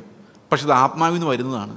മോറൽ നിയമങ്ങൾ, ആചാരപരമായ നിയമങ്ങൾ, അതില്ലാത്തതിൻ്റെ ക്ഷീണം നമുക്കുള്ളതുകൊണ്ട് നമ്മൾ കുറച്ച് ആചാരപരമായ നിയമങ്ങൾ ഉണ്ടാക്കിയിട്ടുണ്ടെന്നുള്ളതേ ഉള്ളൂ. നമുക്കിതില്ലാ പറ്റിയല്ല, ഈ മതം ഇല്ലാ പറ്റിയല്ല. ഒരു കഥ പറയാം. ആന്ധ്രയിൽ പാസ്റ്റർമാർക്കെല്ലാം മീശയുണ്ട്. കേരളത്തിലെ പാസ്റ്റർമാർക്ക് മീശ മാത്രമായിട്ട് വെക്കാൻ പറ്റത്തില്ല. അപ്പം ഞാൻ 2 വർഷം ആന്ധ്രയിൽ മിനിസ്ട്രി കഴിഞ്ഞ് കേരളത്തിൽ വന്നപ്പോൾ എനിക്കൊരു നല്ല കപ്പട മീശ ഉണ്ടായിരുന്നു. കപ്പട മീശയല്ല, എന്നാലും സാമാന്യം കട്ടിയുള്ളൊരു മീശ ഉണ്ട്.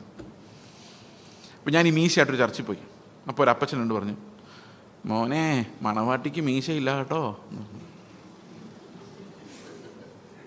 അപ്പം ഞാൻ പറഞ്ഞു, അപ്പച്ച മണവാട്ടിക്ക് സാരി ഉണ്ട് കേട്ടോ എന്ന് പറഞ്ഞു. അപ്പച്ചൻ അതില്ല.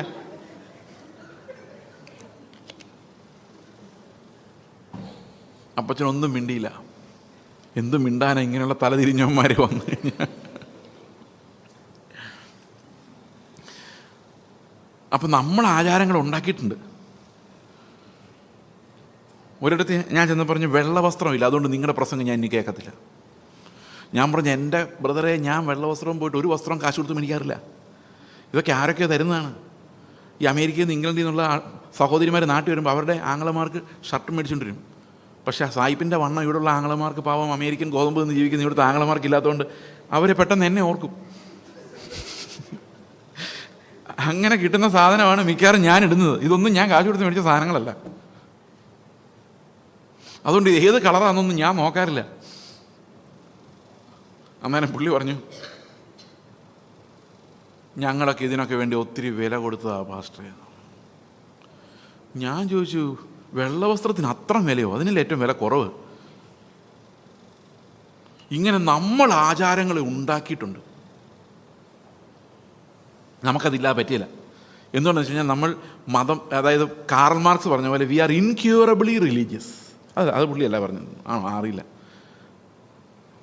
നമുക്ക് മതം എന്ന് പറയുന്ന സാധനം ഇല്ലാതെ ജീവിക്കാൻ പറ്റില്ല. അതെന്തിനാന്ന് വെച്ച് കഴിഞ്ഞാൽ ഞാൻ നിങ്ങളെക്കാൾ ഭേദമാണെന്ന് വരുത്തി തീർക്കാൻ വേണ്ടിയാണ്. ഓക്കെ, അപ്പോൾ എനിക്ക് എന്തെങ്കിലും ഒരു ലിവറേജ് വേണം വേറൊരുത്തന് എൻ്റെ അത്ര ഇല്ലെന്ന് കാണിക്കാൻ വേണ്ടി. So that's why we use even ദശാംശം കൊടുക്കുന്ന പോലും കവറിൽ പേരെഴുതി കൊടുക്കുക. നിങ്ങളുടെ ചർച്ച ഞങ്ങൾ കൊടുക്കുമെന്ന് എനിക്കറിയത്തില്ല. അത് ഇടങ്കൈ ചെയ്യുന്ന വലങ്കൈ അറിയാതെ കൊടുത്താൽ എന്നാ കുഴപ്പം? ഞങ്ങളുടെ ചർച്ചിൽ ഇത് രണ്ടുമില്ല. പക്ഷെ ഞങ്ങളുടെ ചർച്ചിൽ കളക്ട് ചെയ്യുന്ന പണമെന്ന് പറഞ്ഞു കഴിഞ്ഞാൽ അത് നമ്മുടെ എല്ലാം കപ്പാസിറ്റിക്ക് അപ്പുറത്താണ്. അത് അളന്നല്ല, അളക്കാതെയാണ്. ഒരു സഹോദരി ഈ നാട്ടിൽ, ഈ UAE ഇവിടെ ഒരു ഗൾഫ് നാട്ടിൽ വർക്ക് ചെയ്യുന്ന സഹോദരിമാർ 1,00,000 രൂപ ഒക്കെ വർക്ക് ചെയ്തിട്ട് 80,000 രൂപ മിഷണറി വിലയ്ക്ക് കൊടുക്കുക. ഒരാളോടും പൈസ കൊടുക്കാൻ ഞങ്ങൾ പറഞ്ഞിട്ടില്ല. പറയാതെ തന്നെ ആ സ്നേഹത്തിൻ്റെ നിർബന്ധം കൊണ്ട് കാണുമ്പം അവർ ചർച്ചിനൊരു അക്കൗണ്ട് പോലും ഞങ്ങൾക്കില്ല. ആരാർക്ക് കൊടുത്തെന്ന് അറിയില്ല. ഇതൊക്കെ 1-2 പേർക്ക് അറിയുള്ളൂ ഇത് ആർക്കാണ് കൊടുക്കുന്നത്. No account. 1-2 സഹോദരന്മാർക്ക് മാത്രമേ സഭയിൽ അറിയുള്ളൂ ഇത് ഇത്രയും പണം വന്നിട്ടുണ്ട്, ഇത്രയും പോയിട്ടുണ്ട്. ഇത് പരസ്യമായിട്ട് ഇടാറേയില്ല ആര് കൊടുത്തു. ഇനി ആരെങ്കിലും വന്ന് നോക്കുവാണെങ്കിൽ അവർക്ക് കാണാം. ഇത്രയേ ഉള്ളൂ. ഈ പ്രകടനങ്ങൾ ഇത് ഞാൻ നിങ്ങളോട് പറഞ്ഞപ്പോൾ ഭയങ്കരമായിട്ട് പരസ്യമായി. ഞാനൊരു മാതൃക പറഞ്ഞെന്നുള്ളതേ ഉള്ളൂ. അടുത്തത് രഹസ്യത്തിലുള്ള സ്പിരിച്വൽ ലൈഫ് ക്യാരക്ടറാണ്. ക്യാരക്ടർ ഉള്ളവർക്ക് മാത്രമേ രഹസ്യമായിട്ട് ചെയ്യാൻ പറ്റുള്ളൂ. ക്യാരക്ടർ ഇല്ലാത്തവർക്ക് അഭിനയിച്ചേ ചെയ്യാൻ സാധിക്കുള്ളൂ. ഇനി പ്രാർത്ഥനയെക്കുറിച്ചാണ് പറയുന്നത്.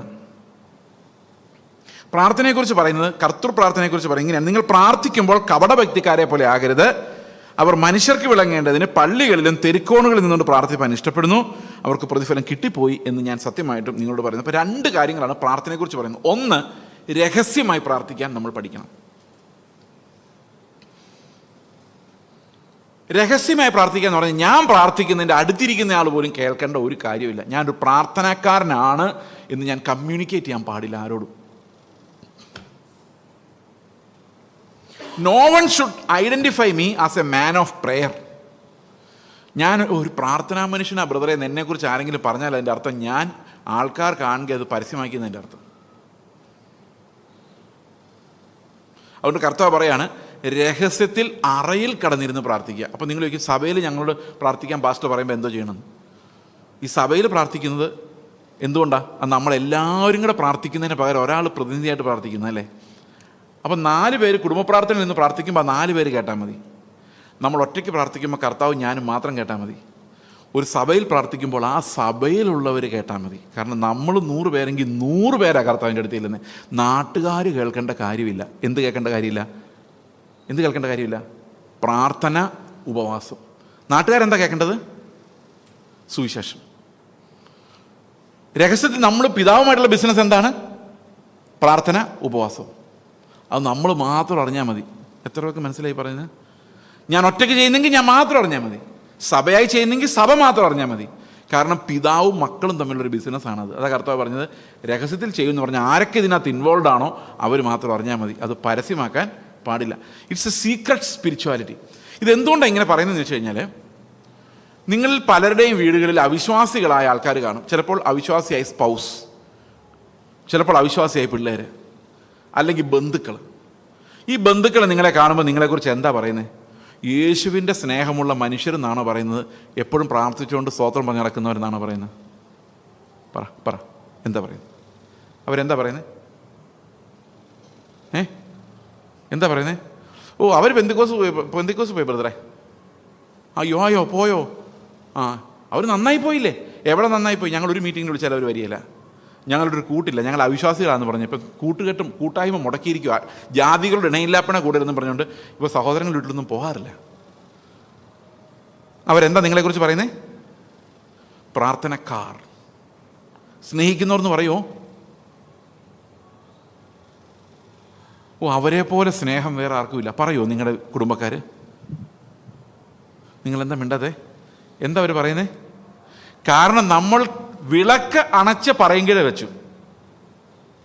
അത് കർത്താവ് തണ്ടിന്മേൽ വെക്കാൻ പറഞ്ഞ കാര്യമാണ്. ആ സ്നേഹത്തിൻ്റെ എക്സ്പ്രഷൻ അത് ജെനുവിനായിട്ട് വരും. നമ്മുടെ സൽപ്രവൃത്തികളെ കുറിച്ചല്ല പറയുന്നത്. നമ്മുടെ ഉള്ളിൽ നിന്ന് വരുന്ന ജെനുവിൻ സ്നേഹത്തിൻ്റെ എക്സ്പ്രഷൻ അവിശ്വാസികളായ അവർക്ക് കിട്ടണ്ടേ? ഇതാണ് 5-ാം അധ്യായത്തിൽ പറയുന്ന കാര്യം. 5-ാം അധ്യായത്തിൻ്റെ നമ്മൾ മത്തായിയുടെ സുവിശേഷം 5-ാം അധ്യായത്തിൽ പറയുന്നത് എന്താണെന്നറിയാമോ? 46-ാം വാക്യം. അത് ഞാൻ പറഞ്ഞില്ല, അത് ഞാൻ പറയാതെ വിടണമെന്ന് വിചാരിച്ച. പക്ഷേ കർത്താവിൻ്റെ ആത്മാവ് അങ്ങോട്ട് എത്തിക്കുകയാണ്. നിങ്ങളെ സ്നേഹിക്കുന്നവരെ സ്നേഹിച്ചാൽ നിങ്ങൾക്ക് എന്ത് പ്രതിഫലം?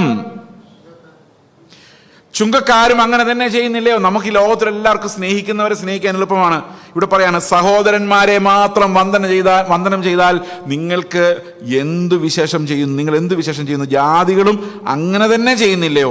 ആകയാൽ നിങ്ങളുടെ സ്വർഗീയ പിതാവ് സൽഗുണപൂർണനായിരിക്കുന്നത് പോലെ നിങ്ങളും സൽഗുണപൂർണരായിരിക്കുവിൻ. സ്വർഗസ്ഥനായ പിതാവ് എങ്ങനെ സൽഗുണപൂർണനായത്? അവൻ നീതിമാന്റെ മേലും നീതികെട്ടവരുടെ മേലും ഒരുപോലെ മഴയെ പെയ്യ്ക്കുകയും ഒരുപോലെ സൂര്യനെ ഉദിപ്പിക്കുകയും ചെയ്യുന്ന സ്വർഗസ്ഥനായ പിതാവിൻ്റെ മക്കളായിട്ട് നമ്മൾ മാറണമെങ്കിൽ സഹോദരന്മാരെ മാത്രം വന്ദനം ചെയ്താൽ പോരാ. നിങ്ങളുടെ കുടുംബത്തിൽ തന്നെയുള്ള, നിങ്ങളുടെ കൂടെ അല്ലാത്ത വേറെ വിശ്വാസത്തിലുള്ളവരെ നിങ്ങൾ എന്ത് ചെയ്യണം? കരുതിക്കൊള്ളണം, സ്നേഹത്തോടെ കരുതിക്കൊള്ളണം. കാരണം കർത്താവ് അവരുടെ മേലും മഴയെ പെയ്യ്ക്കുന്നു, അവരുടെ മേലും സൂര്യനെ ഉദിപ്പിക്കുന്നു. നിങ്ങൾ നിമിത്തമാണ് അവർ യേശുക്രിസ്തു ആരാന്നറിയേണ്ടത്. ഈ അവിശ്വാസികളായ സഹോദരങ്ങൾ ചെയ്ത തെറ്റുകളെ നിങ്ങൾ വലുതായി കാണരുത്. അവർക്ക് അത്രേ പറ്റുള്ളൂ. അവിശ്വാസികളായ സഹോദരങ്ങൾ നിങ്ങളെ മോശമായിട്ട് കണ്ടിട്ടുണ്ടോ? ഞാനൊരു എക്സാമ്പിൾ പറയാം. ഞങ്ങൾ ആന്ധ്രയിലൊരു വീട്ടിൽ താമസിക്കുകയാണ്. 2ാമത്തെ ഫ്ലാറ്റാണ്, 2ാമത്തെ നിലയാണ്. അപ്പോൾ ലിഫ്റ്റ് തുറന്നിറങ്ങി റൈറ്റിലോട്ട് പോകുമ്പോൾ ഫസ്റ്റ് ഞങ്ങളുടെ വീടും അതിനപ്പുറത്തൊരു വീട്, അത് ബ്രാഹ്മിൻസാണ്. ഞങ്ങൾ ക്രിസ്ത്യാനികളാണെന്ന് അവർക്കറിയാം. അപ്പോൾ ഞങ്ങൾക്ക് വീട് തന്ന ഒരു ബ്രാഹ്മണനാണ്. ഇത് ബ്രാഹ്മണരുടെ വീടായിരുന്നു ഞങ്ങൾക്ക് തന്നത്. അപ്പോൾ ഈ ബ്രാഹ്മണ കുടുംബത്തിന് ഞങ്ങൾക്ക് വീട് തന്ന ബ്രാഹ്മണനോട് ഭയങ്കര ദേഷ്യം. ക്രിസ്ത്യാനിക്ക് എന്തിനു വീട് കൊടുത്തു? ആ പുള്ളി പറഞ്ഞു, അത് എൻ്റെ സൗകര്യമാണ്, മനുഷ്യൻ്റെ ഇടയിൽ ബ്രാഹ്മണനും അവരൊന്നുമില്ല, എല്ലാം മനുഷ്യരാണെന്ന് പറഞ്ഞ് പുള്ളി ഞങ്ങൾക്ക് വീട് തന്നെ. പുള്ളി ഭയങ്കര സ്ട്രോങ്. ഈ കുടുംബക്കാർ ഞങ്ങളുടെ വീടിന് മുമ്പിലോട്ട് പോകുമ്പോണ്ടല്ലോ, ഞങ്ങളുടെ വീടാന്ന് വെച്ചാൽ പുള്ളിക്കാർ ഞങ്ങൾക്ക് തുപ്പിയിട്ട് പോകും. എപ്പോഴും എല്ലാ ദിവസവും രാവിലെ ഉച്ചയ്ക്കും വൈകിട്ടും കാണി. എല്ലാ ദിവസവും അത് കാണുന്നുണ്ട്. ഞങ്ങൾ തിരിച്ച് നോക്കി ചിരിക്കും, വീണ്ടും ചിരിക്കും. കുറേ നാൾ കഴിഞ്ഞപ്പം അവർക്ക് മനസ്സിലായി ഇവരുടെ തുപ്പൽ കൊണ്ട് ഇവരുടെ ചിരി മായ്ക്കാൻ പറ്റത്തില്ല. ഒരു സന്തോഷമായിട്ട് ചിരിക്കുന്നു. അവരവസാനം ഭയങ്കര കൂട്ടായി. ഇപ്പോഴും വിളിക്കും, നിങ്ങൾ എന്നാ വരുന്ന? ആ വീട് നിങ്ങൾ പോയേ പിന്നെ അത് അങ്ങനെ കിടക്കും, ആരും അവിടെ വരുന്നില്ല, നിങ്ങളൊന്ന് തിരിച്ചു വന്ന് ഒന്നും കൂടെ വാ എന്ന് പറഞ്ഞ് വിളിയായിപ്പം. നമ്മൾ അവരെ അങ്ങോട്ട് ഇടിച്ചു കയറി അവർക്കൊരാവശ്യം വരുമ്പം നമ്മൾ ആദ്യം ഫ്രണ്ടിൽ കാണും. തുപ്പിയത് അപ്പം തന്നെ മറക്കണം. കാരണം ക്രിസ്തു ജീവിക്കുന്നത്, നമ്മളല്ല. We are no longer alive. നമ്മുടെ കുടുംബത്തിലേക്ക് ചെല്ലുമ്പോൾ അങ്ങനെയാണ്. ചില ഭാര്യമാർ അവർ രക്ഷിക്കപ്പെടും, ഭർത്താക്കന്മാർ രക്ഷിക്കപ്പെടത്തില്ല. ഈ ഭാര്യമാർ വീട്ടിലിരുന്നാൽ പിന്നെ TV വെക്കാൻ സമ്മതിക്കില്ല. ഓരോന്ന് പിശാചിൻ്റെ വിഡ്ഢിപ്പെട്ടി വെക്കാൻ പാടില്ല. ആ പുള്ളി ഇരുന്ന് TV കാണുന്നത് നിങ്ങൾക്ക് എന്താ കുഴപ്പം? നിങ്ങൾ ഈ മതം എടുത്തുകൊണ്ടുവന്ന് അയാളുടെ തലക്കെട്ടടിക്കുന്ന പോലെ അയാളുടെ ജീവിതം നഷ്ടപ്പെട്ടു. അതേ സമയത്ത് ആ സ്നേഹത്തിൻ്റെ ഒരു പ്രവാഹം ഉണ്ടായാൽ, ക്രിസ്തു ആരാന്ന് വെളിപ്പെടുത്തിയാൽ വചനം കൂടാതെ അവർ മടങ്ങി വരും. അവരെല്ലാം ഭയപ്പെടുന്നുണ്ടല്ലോ നമ്മുടെ മതത്തെയാണ്, ക്രിസ്തുവിനെ അല്ല. We are showing them a religion without Christ. അതുകൊണ്ടാണ് ഇത്രയും വഴക്കുകൾ ഈ വീട്ടിലുണ്ടാകുന്നത്. സമ്മതിച്ചോ നിങ്ങൾ? ഓക്കെ, ഇനി അടുത്തത് പ്രാർത്ഥിക്കുന്നതിനെ കുറിച്ച് അവിടെ പറയുന്നത് രണ്ടാമത്തെ കാര്യം രഹസ്യം എന്ന് പറഞ്ഞ ശേഷം അടുത്തത് 8-ാം വാക്യത്തിൽ പറയുന്നു. 7-ാം വാക്യത്തിൻ്റെ അവസാനം, നിങ്ങൾ പ്രാർത്ഥിക്കയിൽ നിങ്ങൾ ജാതികളെ പോലെ ജൽപ്പനം ചെയ്യരുത്, അതിഭാഷണത്താൽ ഉത്തരം കിട്ടുമെന്നല്ലോ അവർക്ക് തോന്നുന്നു. ഇപ്പോൾ പ്രാർത്ഥനയെക്കുറിച്ച് പറഞ്ഞു തുടങ്ങുകയാണേ. ഈ അതിഭാഷണം എന്ന് പറഞ്ഞാൽ എന്തോ? ജൽപ്പനം. ചിലർ വിചാരിക്കുന്ന കർത്താവേ സ്തോത്രം സ്തോത്രം സ്തോത്രം സ്തോത്രം എന്ന് പറയുന്നത് ജൽപ്പനമാണ്. അത് ജൽപ്പനമാകാം, സ്തോത്രമെന്ന് ഉദ്ദേശിക്കാതെ നമ്മൾ ചുമ്മാ അടിച്ചുവിടുവാണെങ്കിൽ. അതായത് ഞാൻ ഓരോ പ്രാവശ്യം കർത്താവേ സ്തോത്രം എന്ന് പറയുമ്പോൾ എൻ്റെ ഉള്ളിൽ സ്തോത്രം വേണം. അതല്ലാതെ അതര ചർവണമായിട്ട് ഇങ്ങനെ ചുമ്മാ പറയുന്നത് ജൽപ്പനമാണ്. അതേസമയത്ത് ഞാൻ ഓരോ സമയത്തും പറഞ്ഞ കർത്താവേ സ്തോത്രം സ്തോത്രം എന്ന് പറയുമ്പം എൻ്റെ ഉള്ളിൽ കർത്താവിൻ്റെ സ്തോത്രം ഉയരുന്നുണ്ടെങ്കിൽ അത് ജൽപ്പനമല്ല. കാരണം ഇടവിടാതെ നമ്മൾ പ്രാർത്ഥിക്കുകയും സ്തോത്രം ചെയ്യാൻ വേണമല്ലോ. ഓക്കെ, അപ്പോൾ സ്തോത്രം ദൈവത്തിന് കൊടുക്കുന്നതോ സ്തോത്രം സ്തുതി പറയുന്നതോ അല്ല എന്ത്? അതിഭാഷണം. അതിഭാഷണം എന്താണെന്നറിയോ? ഞാനൊരു എക്സാമ്പിളായിട്ട് പറയാം. എൻ്റെ മകൻ എന്നോടൊന്ന് പറയാണ്, പപ്പ എന്താടാ നാളെ എനിക്ക് രാവിലെ ബ്രേക്ക്ഫാസ്റ്റ് തരണം. ഞാൻ പറയും തരാം. കുറച്ചു നേരം കഴിഞ്ഞിട്ട് പിന്നെ പപ്പ എന്നാടാ നാളെ എനിക്ക് ബ്രേക്ക്ഫാസ്റ്റ് തരണേ. തരാം. 10 മിനിറ്റ് കഴിഞ്ഞ് പിന്നെയും വന്നു, പപ്പ എന്നാടാ നാളത്തെ ബ്രേക്ക്ഫാസ്റ്റിൻ്റെ കാര്യം ഒന്നുകൂടെ ഓർമ്മിപ്പിക്കാൻ. ഓക്കെ. അരമണിക്കൂർ കഴിഞ്ഞ് പിന്നെ പപ്പ ബ്രേക്ക്ഫാസ്റ്റ് ഇന്ന് തരാമടാ. എനിക്ക് ദേഷ്യം വർദ്ധിച്ചുകൊണ്ടിരിക്കുകയാണ്. 2 മണിക്കൂർ കഴിഞ്ഞ് പിന്നെ പപ്പ നാളെ എനിക്ക് ബ്രേക്ക്ഫാസ്റ്റ് തരുമോ? തരാമടാ തരാം. കുറച്ചു നേരം കഴിഞ്ഞാൽ നോക്കിയപ്പോൾ ഇവൻ ആ റൂമിലിരുന്ന് ഇങ്ങനെ പറയാം, നാളെ എനിക്ക് പപ്പ ബ്രേക്ക്ഫാസ്റ്റ് തരും തരും ഞാൻ വിശ്വസിക്കുന്നു, തരും. ഞാനത് ഇവന് എന്തോ പറ്റിയത്. ഒരു ദിവസം വൈകിട്ടായപ്പോഴേക്കും 50 പ്രാവശ്യം ബ്രേക്ക്ഫാസ്റ്റ് തരുമോ തരുമോ. എനിക്ക് സത്യം പറഞ്ഞാൽ ഭയങ്കരമായി. ഇവൻ എന്നെ വിശ്വാസം ഉണ്ടോ? ശരിക്കും ഉണ്ടോ ഇല്ലയോ? പറ പറ, ഉണ്ടോ? ഇവൻ ഇത്രയും പ്രാവശ്യം എന്നോട് ചോദിക്കാൻ കാരണം എന്താ? എങ്ങാനും എൻ്റെ അപ്പം മറന്നുപോയാൽ. അപ്പം അപ്പം പറയാണ്, എടാ നീ ബ്രേക്ക്ഫാസ്റ്റ് തന്നില്ലെങ്കിൽ ഒരു വടിയെടുത്ത് മര്യാദയ്ക്ക് തിന്നടാ എന്ന് പറഞ്ഞ് നിന്നെ തീറ്റിപ്പിക്കുന്ന അപ്പൻ്റെ അടുത്താണ് ഇവൻ ചെന്നിട്ട് എന്ത് പറയുന്നത്? നമ്മുടെ പല പ്രാർത്ഥനകളും അങ്ങനെയല്ലേ? കർത്താവിൻ്റെ അടുത്ത് തരുമോ നമുക്കൊരു വിശ്വാസം ഇല്ലാത്തതുകൊണ്ട് ഇതിങ്ങനെ അതിഭാഷണമാക്കി വെച്ചിരിക്കുക. അപ്പോൾ നിങ്ങൾ ചോദിക്കും, അപ്പോൾ പിന്നെ ഇടവിടാതെ പ്രാർത്ഥിക്കാൻ പറഞ്ഞിട്ടുണ്ടല്ലോ, മുട്ടിപ്പായി പ്രാർത്ഥിക്കാൻ പറഞ്ഞിട്ടുണ്ടല്ലോ. ഉണ്ട്, പക്ഷെ അത് ഈ കാര്യങ്ങളല്ല. അതാണ് ഈ താവോട്ട് വരുമ്പോൾ എക്സ്പ്ലെയിൻ ചെയ്യുന്നത്. നമുക്ക് നമ്മുടെ എന്ത് വിഷയവും ദൈവത്തോട് പറയാം, നമ്മുടെ ആഗ്രഹങ്ങൾ മൊത്തം. കാരണം അത് അപ്പനാണ്. അപ്പനോട് പറയാൻ പറ്റാത്ത ഒരു വിഷയമില്ല. ജോലിക്ക് വേണ്ടി പ്രാർത്ഥിക്കാം, എന്താ സമ്പത്തിന് വേണ്ടി ധനത്തിന് വേണ്ടി പ്രാർത്ഥിക്കാം. പക്ഷേ ധനം മോഹത്തോടെ പ്രാർത്ഥിക്കാൻ പറ്റത്തില്ല, അത് ദൈവം ഡിസിപ്ലിൻ ചെയ്തോളും. നമുക്ക് കാശില്ലെങ്കിൽ കാശിന് വേണ്ടി പ്രാർത്ഥിക്കാം, ഉപജീവനത്തിന് വേണ്ടി പ്രാർത്ഥിക്കാം, ഒരു കുഴപ്പമില്ല. പക്ഷേ വല്ലാതെ യാചിക്കിയാൽ എന്താ സംഭവിക്കുന്നത്? നമ്മൾ ദൈവത്തോടുള്ള അവിശ്വാസമാണ് കാണിക്കുന്നത്. അപ്പം നിങ്ങൾ ചോദിക്കും, ഈ അന്വേഷിപ്പിൻ നിങ്ങൾ കണ്ടെത്തും, മുട്ടുവിൻ നിങ്ങൾക്ക് തുറക്കപ്പെടും. ഇടവിടാതെ മുട്ടണം എന്ന് കർത്താവ് പല സമയത്തും പറഞ്ഞിട്ടുണ്ട്. ഒരു വിധവയുടെ കഥ പറഞ്ഞിട്ട് ന്യായം പാലിച്ചറിഞ്ഞ് നാം അസഹ്യപ്പെടുത്തിയപ്പം കർത്താവ് പ്രതിക്രിയ നടത്തി രക്ഷിച്ചു എന്നല്ലേ പറയുന്നത്, അല്ലേ? മറ്റേ മുതലാളി അല്ലേ? അപ്പം നമ്മൾ ബുദ്ധിമുട്ടിച്ച് പ്രാർത്ഥിക്കണം എന്നുണ്ടല്ലോ, വാക്യമുണ്ടല്ലോ. ഉണ്ട് ഉണ്ട്. നിങ്ങളിവിടെ ഉച്ചയ്ക്ക് ഒരു ബിരിയാണി കൊടുക്കാമെന്ന് വിചാരിച്ചു. ഉച്ചയ്ക്ക് അപ്പോൾ ഇങ്ങനെ ബിരിയാണി എല്ലാവർക്കും കൊടുത്ത് വഴിയെ ഒരുത്തം പോകുന്നു. ഇപ്പം നമുക്ക് വേണമെങ്കിൽ അവനൊരു ബിരിയാണി കൊണ്ടുപോയി കൊടുക്കാം, അല്ലേ? കൊടുക്കാമല്ലോ വേണമെങ്കിൽ. അവനത് മേടിച്ചുകൊണ്ട് പോകുന്നതിന് തടസ്സമൊന്നുമില്ലോ, ഇല്ല. അപ്പോൾ ലോകത്തിൻ്റെ ധനം എന്ന് പറയുന്നത് നമുക്ക് പ്രത്യേകിച്ച് വിശപ്പും ദാഹവും ഇല്ലെങ്കിലും നമുക്ക് സ്വീകരിക്കാം. പ്രത്യേകിച്ച് അവൻ ബിരിയാണി ചോദിച്ചില്ലെങ്കിലും നമുക്ക് കൊടുക്കാം. പക്ഷെ വഴിയെ പോകുന്ന ഒരുത്തിന് ആത്മാവിന് ചുമ്മാ കൊടുത്തു വിടാൻ പറ്റുമോ? പറ്റുമോ ഇല്ലയോ? വഴിയെ പോകുന്നതുകൊണ്ട് നിൽക്കടാ കുറച്ച് ആത്മാവിനെ തരാമെന്ന് പറയാൻ പറ്റുമോ? പറ്റിയല്ല. ആർക്ക് മാത്രമേ കൊടുക്കുകയുള്ളൂ? അത് നിലവിളിക്കുന്നവർക്ക് മാത്രമേ കൊടുക്കുകയുള്ളൂ. കാരണം എത്രമാത്രം നമ്മൾ ദാഹിക്കുന്നോ, എത്രമാത്രം നമ്മൾ ക്രിസ്തുവിൻ്റെ ജീവനിലേക്ക് കടക്കാൻ ആഗ്രഹിക്കുന്നോ, അത്രമാത്രം നമ്മളെ നിറയ്ക്കണമെങ്കിൽ നമ്മൾ അങ്ങനെ മുട്ടിക്കൊണ്ടേയിരിക്കണം. ദൈവരാജ്യത്തിൻ്റെ വാതിൽ എന്ന് പറയുന്നത് അങ്ങനെയാണ്. അത് നമ്മൾ ആത്മനിറവിന് വേണ്ടി, ക്രിസ്തുവിനെ പോലെ ജീവിക്കാൻ വേണ്ടി നമുക്ക് എന്തുമാത്രം കൃപ ആവശ്യമാണോ അത് നമ്മൾ മുട്ടുമ്പോൾ ദൈവം ഉറപ്പായിട്ടോ തുറക്കും. അത് എന്ത് ദാഹമുണ്ടോ അത്രയുമാണ് നമ്മളെ നിറയ്ക്കുന്നത്. മനസ്സിലാകുന്നുണ്ടോ? അപ്പം നമ്മൾ ദീർഘമായി പ്രാർത്ഥിക്കേണ്ടത് എന്താണ്? ഇടവിടാതെ പ്രാർത്ഥിക്കുന്നത് എന്താണ്? കർത്താവേ എൻ്റെ ജീവിതത്തിൽ. നമുക്ക് പ്രാർത്ഥനാ വിഷയങ്ങൾ വഴിതിരിച്ചു വിട്ടു കഴിഞ്ഞാൽ ഉണ്ടല്ലോ, നമ്മൾ പ്രാർത്ഥിച്ചാൽ തീരത്തില്ല. ഇപ്പോൾ ഉദാഹരണത്തിന് നമ്മൾ ഇത്രയും വായിച്ച വാക്യങ്ങൾ, ഈ ഗിരിപ്രഭാഷണം ഈ 5 ദിവസം 6 ദിവസം, ഇന്ന് 8ാം ദിവസം അല്ലേ, 8 ദിവസം നിങ്ങൾ ഈ ഗിരിപ്രഭാഷണത്തെക്കുറിച്ച് കേട്ടു. എത്ര പുതിയ പ്രാർത്ഥനകളുണ്ടായി? കർത്താവെ ഞങ്ങൾ ആത്മദാരിദ്ര്യത്തിൽ സൂക്ഷിക്കണമേ, കർത്താവെ ഞങ്ങൾക്ക് അങ്ങയുടെ നീതി നൽകണമേ, അങ്ങയെപ്പോലെ ജീവിക്കാൻ സഹായിക്കണമേ, കർത്താവെ ഞങ്ങളോട് പിണക്കമുള്ളവരോട് ക്ഷമിക്കാൻ ഞങ്ങൾക്ക് കൃപ തരണമേ, ഞങ്ങളെ ഉപദ്രവിക്കുന്നവരെ നീ അനുഗ്രഹിക്കണം. ഓരോ വാക്യം നിങ്ങൾ ബൈബിൾ വായിക്കുമ്പോഴും അവിടെ എല്ലാം പ്രാർത്ഥന ആഴമായിട്ട് ഇങ്ങനെ കിടക്കുക. ഇപ്പൊ വായിക്കുമ്പം അതിഭാഷണം കർത്താവിൻ്റെ അവിശ്വാസമാണ്.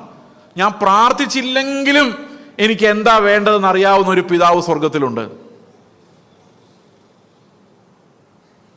അവിടെ കർത്താവ് അതാ പറഞ്ഞേക്കുന്നേ, അവരോട് തുല്യരാകരുത്, നിങ്ങൾക്ക് ആവശ്യമുള്ളത് ഇന്നതെന്ന് നിങ്ങൾ യാചിക്കും മുമ്പ് നിങ്ങളുടെ പിതാവ് അറിയുന്നുവല്ലോ. അപ്പൊ നമ്മൾ കർത്താവെ നീ അറിയുന്നുവല്ലോ എന്ന് മാത്രം പറഞ്ഞാൽ മതി. ഞാനൊരു എക്സാമ്പിൾ പറയാം. ഞാൻ ഈ ഭൗതിക വിഷയങ്ങൾക്ക് അങ്ങനെ പ്രാർത്ഥിക്കാറില്ല. പ്രാർത്ഥിക്കുന്നതുകൊണ്ട് തെറ്റൊന്നുമില്ല, പ്രാർത്ഥിക്കാറ്. എന്നെ ഡിസ്റ്റർബ് ചെയ്യുമ്പോഴാണ് പ്രാർത്ഥിക്കുന്നത്. അതായത് ഒരു കാര്യത്തിൽ ഞാൻ ഉത്കണ്ഠയിലോട്ട് പോകുന്നത് കാണുമ്പം തീർച്ചയായിട്ടും കർത്താവിനോട് പ്രാർത്ഥിക്കാറുണ്ട്. അതല്ലാതെ ഞാൻ ഇങ്ങനെ ഇടപെടാറില്ല. കാരണം ദൈവം തന്നാൽ മതി, തന്നില്ലേ വേണ്ട. പ്രാർത്ഥിക്കുന്ന തെറ്റൊന്നുമില്ല. ഒരു ദിവസം ഞങ്ങൾ ആന്ധ്രാപ്രദേശിലിരിക്കുമ്പം എൻ്റെ ഭാര്യ എൻ്റെ അടുത്ത് വന്നിട്ട് പറഞ്ഞു, ഉച്ച വരെയുള്ള ഫുഡ് നമ്മുടെ ഉള്ളു വീട്ടിൽ, അരി തീർന്നു. അപ്പം ഞാൻ പറഞ്ഞു, കാശ് വല്ലതും ഇരിപ്പുണ്ടോ? ഞാൻ പറഞ്ഞു, അവസാനത്തെ ചില്ലി പൈസയും കൊടുത്താണ് ഇന്നലെ നമ്മൾ പലചരക്കടയിൽ നിന്ന് സാധനം വാങ്ങിച്ചത്, ഇനി ഒരു പൈസ പോലും ഇല്ല. അതുപോലെ 2 ദിവസത്തിനുള്ളിൽ റെൻ്റ് അടയ്ക്കണം, 2800 രൂപയാണ് റെൻ്റ്. അപ്പം ഞാൻ ചോദിച്ചു, അടുക്കളയിൽ എന്തൊക്കെ ഇല്ല? കാശ് 1 രൂപയിലില്ല. പച്ചമുളകില്ല, അല്ല ഉണക്കമുളകില്ല, ഉപ്പില്ല, ബാത്തിങ് സോപ്പില്ല, പിന്നെന്തായിരുന്നു, മറന്നുപോയി, ഇത് ടൂത്ത് പേസ്റ്റ് ഇല്ല. ഞാൻ അന്നേരം ഇങ്ങനെ ഭാര്യ ഇത്തരം പറഞ്ഞിട്ട് അകത്തോട്ട് പോയി. അപ്പോൾ ഞാനിവിടെ നിന്ന് ഇങ്ങനെ ആലോചിക്കുക, കർത്താവ് ഏറ്റവും ഇളയ കുട്ടിക്ക് 2 വയസ്സ്, 12 പേരാണ് വീട്ടിലുള്ളത്. ഈ പിള്ളേർക്ക് ആഹാരം കൊടുക്കാൻ നമ്മൾ എന്ത് ചെയ്യും? എൻ്റെ കർത്താവ് ഇങ്ങനെ പറഞ്ഞു, കർത്താവെ ഞാൻ ഇന്നേ വരെ സ്വത്ത് ചോദിച്ചിട്ടില്ല, എന്നെ സമ്പന്നനാക്കണമെന്ന് പറഞ്ഞിട്ടില്ല, ഒന്നും ആവശ്യപ്പെട്ടിട്ടില്ല. അന്നന്നത്തെ ആഹാരം അത് മാത്രമേ ചോദിച്ചിട്ടുള്ളൂ. ഞങ്ങൾ പട്ടിണി ഇരുന്നാൽ ഈ കുഞ്ഞുങ്ങൾ എന്ത് ചെയ്യും എന്ന് ഞാൻ കർത്താവിനോട് ഇങ്ങനെ ചോദിച്ചു. ഉച്ചയ്ക്ക് ഫുഡ് കഴിച്ചു, ഇനി വൈകിട്ടത്തേക്കൊന്നുമില്ല. 8 മണിയായപ്പോൾ ഒരു കാറ് വന്ന് നിന്നു. ആ കാറിൻ്റെ ഡിക്കി തുറന്ന് ഒരാൾ 25 കിലോ അരി എടുത്ത് ഞങ്ങളുടെ വീടിൻ്റെ മുമ്പിൽ കൊണ്ടുവച്ചു. അപ്പം അരിയായി.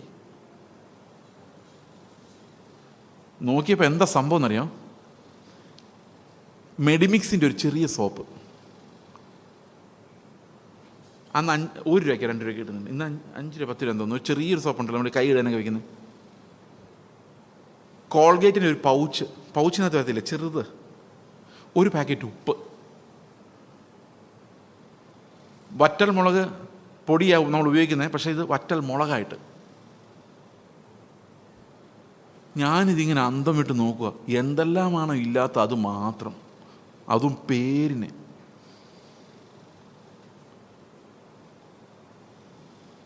എന്നിട്ട് അയാളൊരു 3000 രൂപ എടുത്ത് കൈവച്ചിട്ട് 2800 റെൻ്റാ.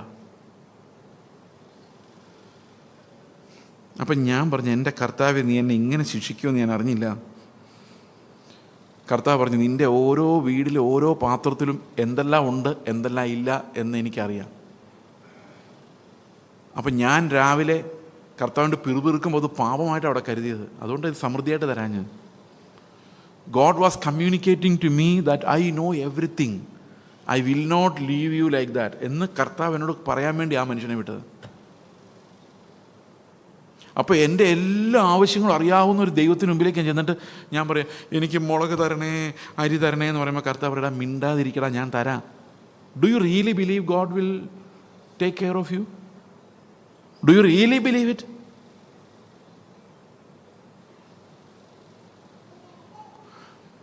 ഞങ്ങൾ കല്യാണം കഴിഞ്ഞ സമയത്ത് ഞാൻ എൻ്റെ ഭാര്യയോട് പറഞ്ഞു, നിൻ്റെ വീട്ടിൽ നിന്നൊന്നും കൊണ്ടുവന്നില്ല, ഞാൻ വേണ്ടാന്ന് പറഞ്ഞെന്ന് വിചാരിച്ച് നീ വിഷമിക്കണ്ട, എൻ്റെ വീട്ടിൽ നിന്ന് ഞാനൊന്നും എടുക്കുന്നില്ല, നമുക്ക് കർത്താവ് എന്തെങ്കിലും തന്നെങ്കിൽ മതി, ഇല്ലെങ്കിൽ വേണ്ട.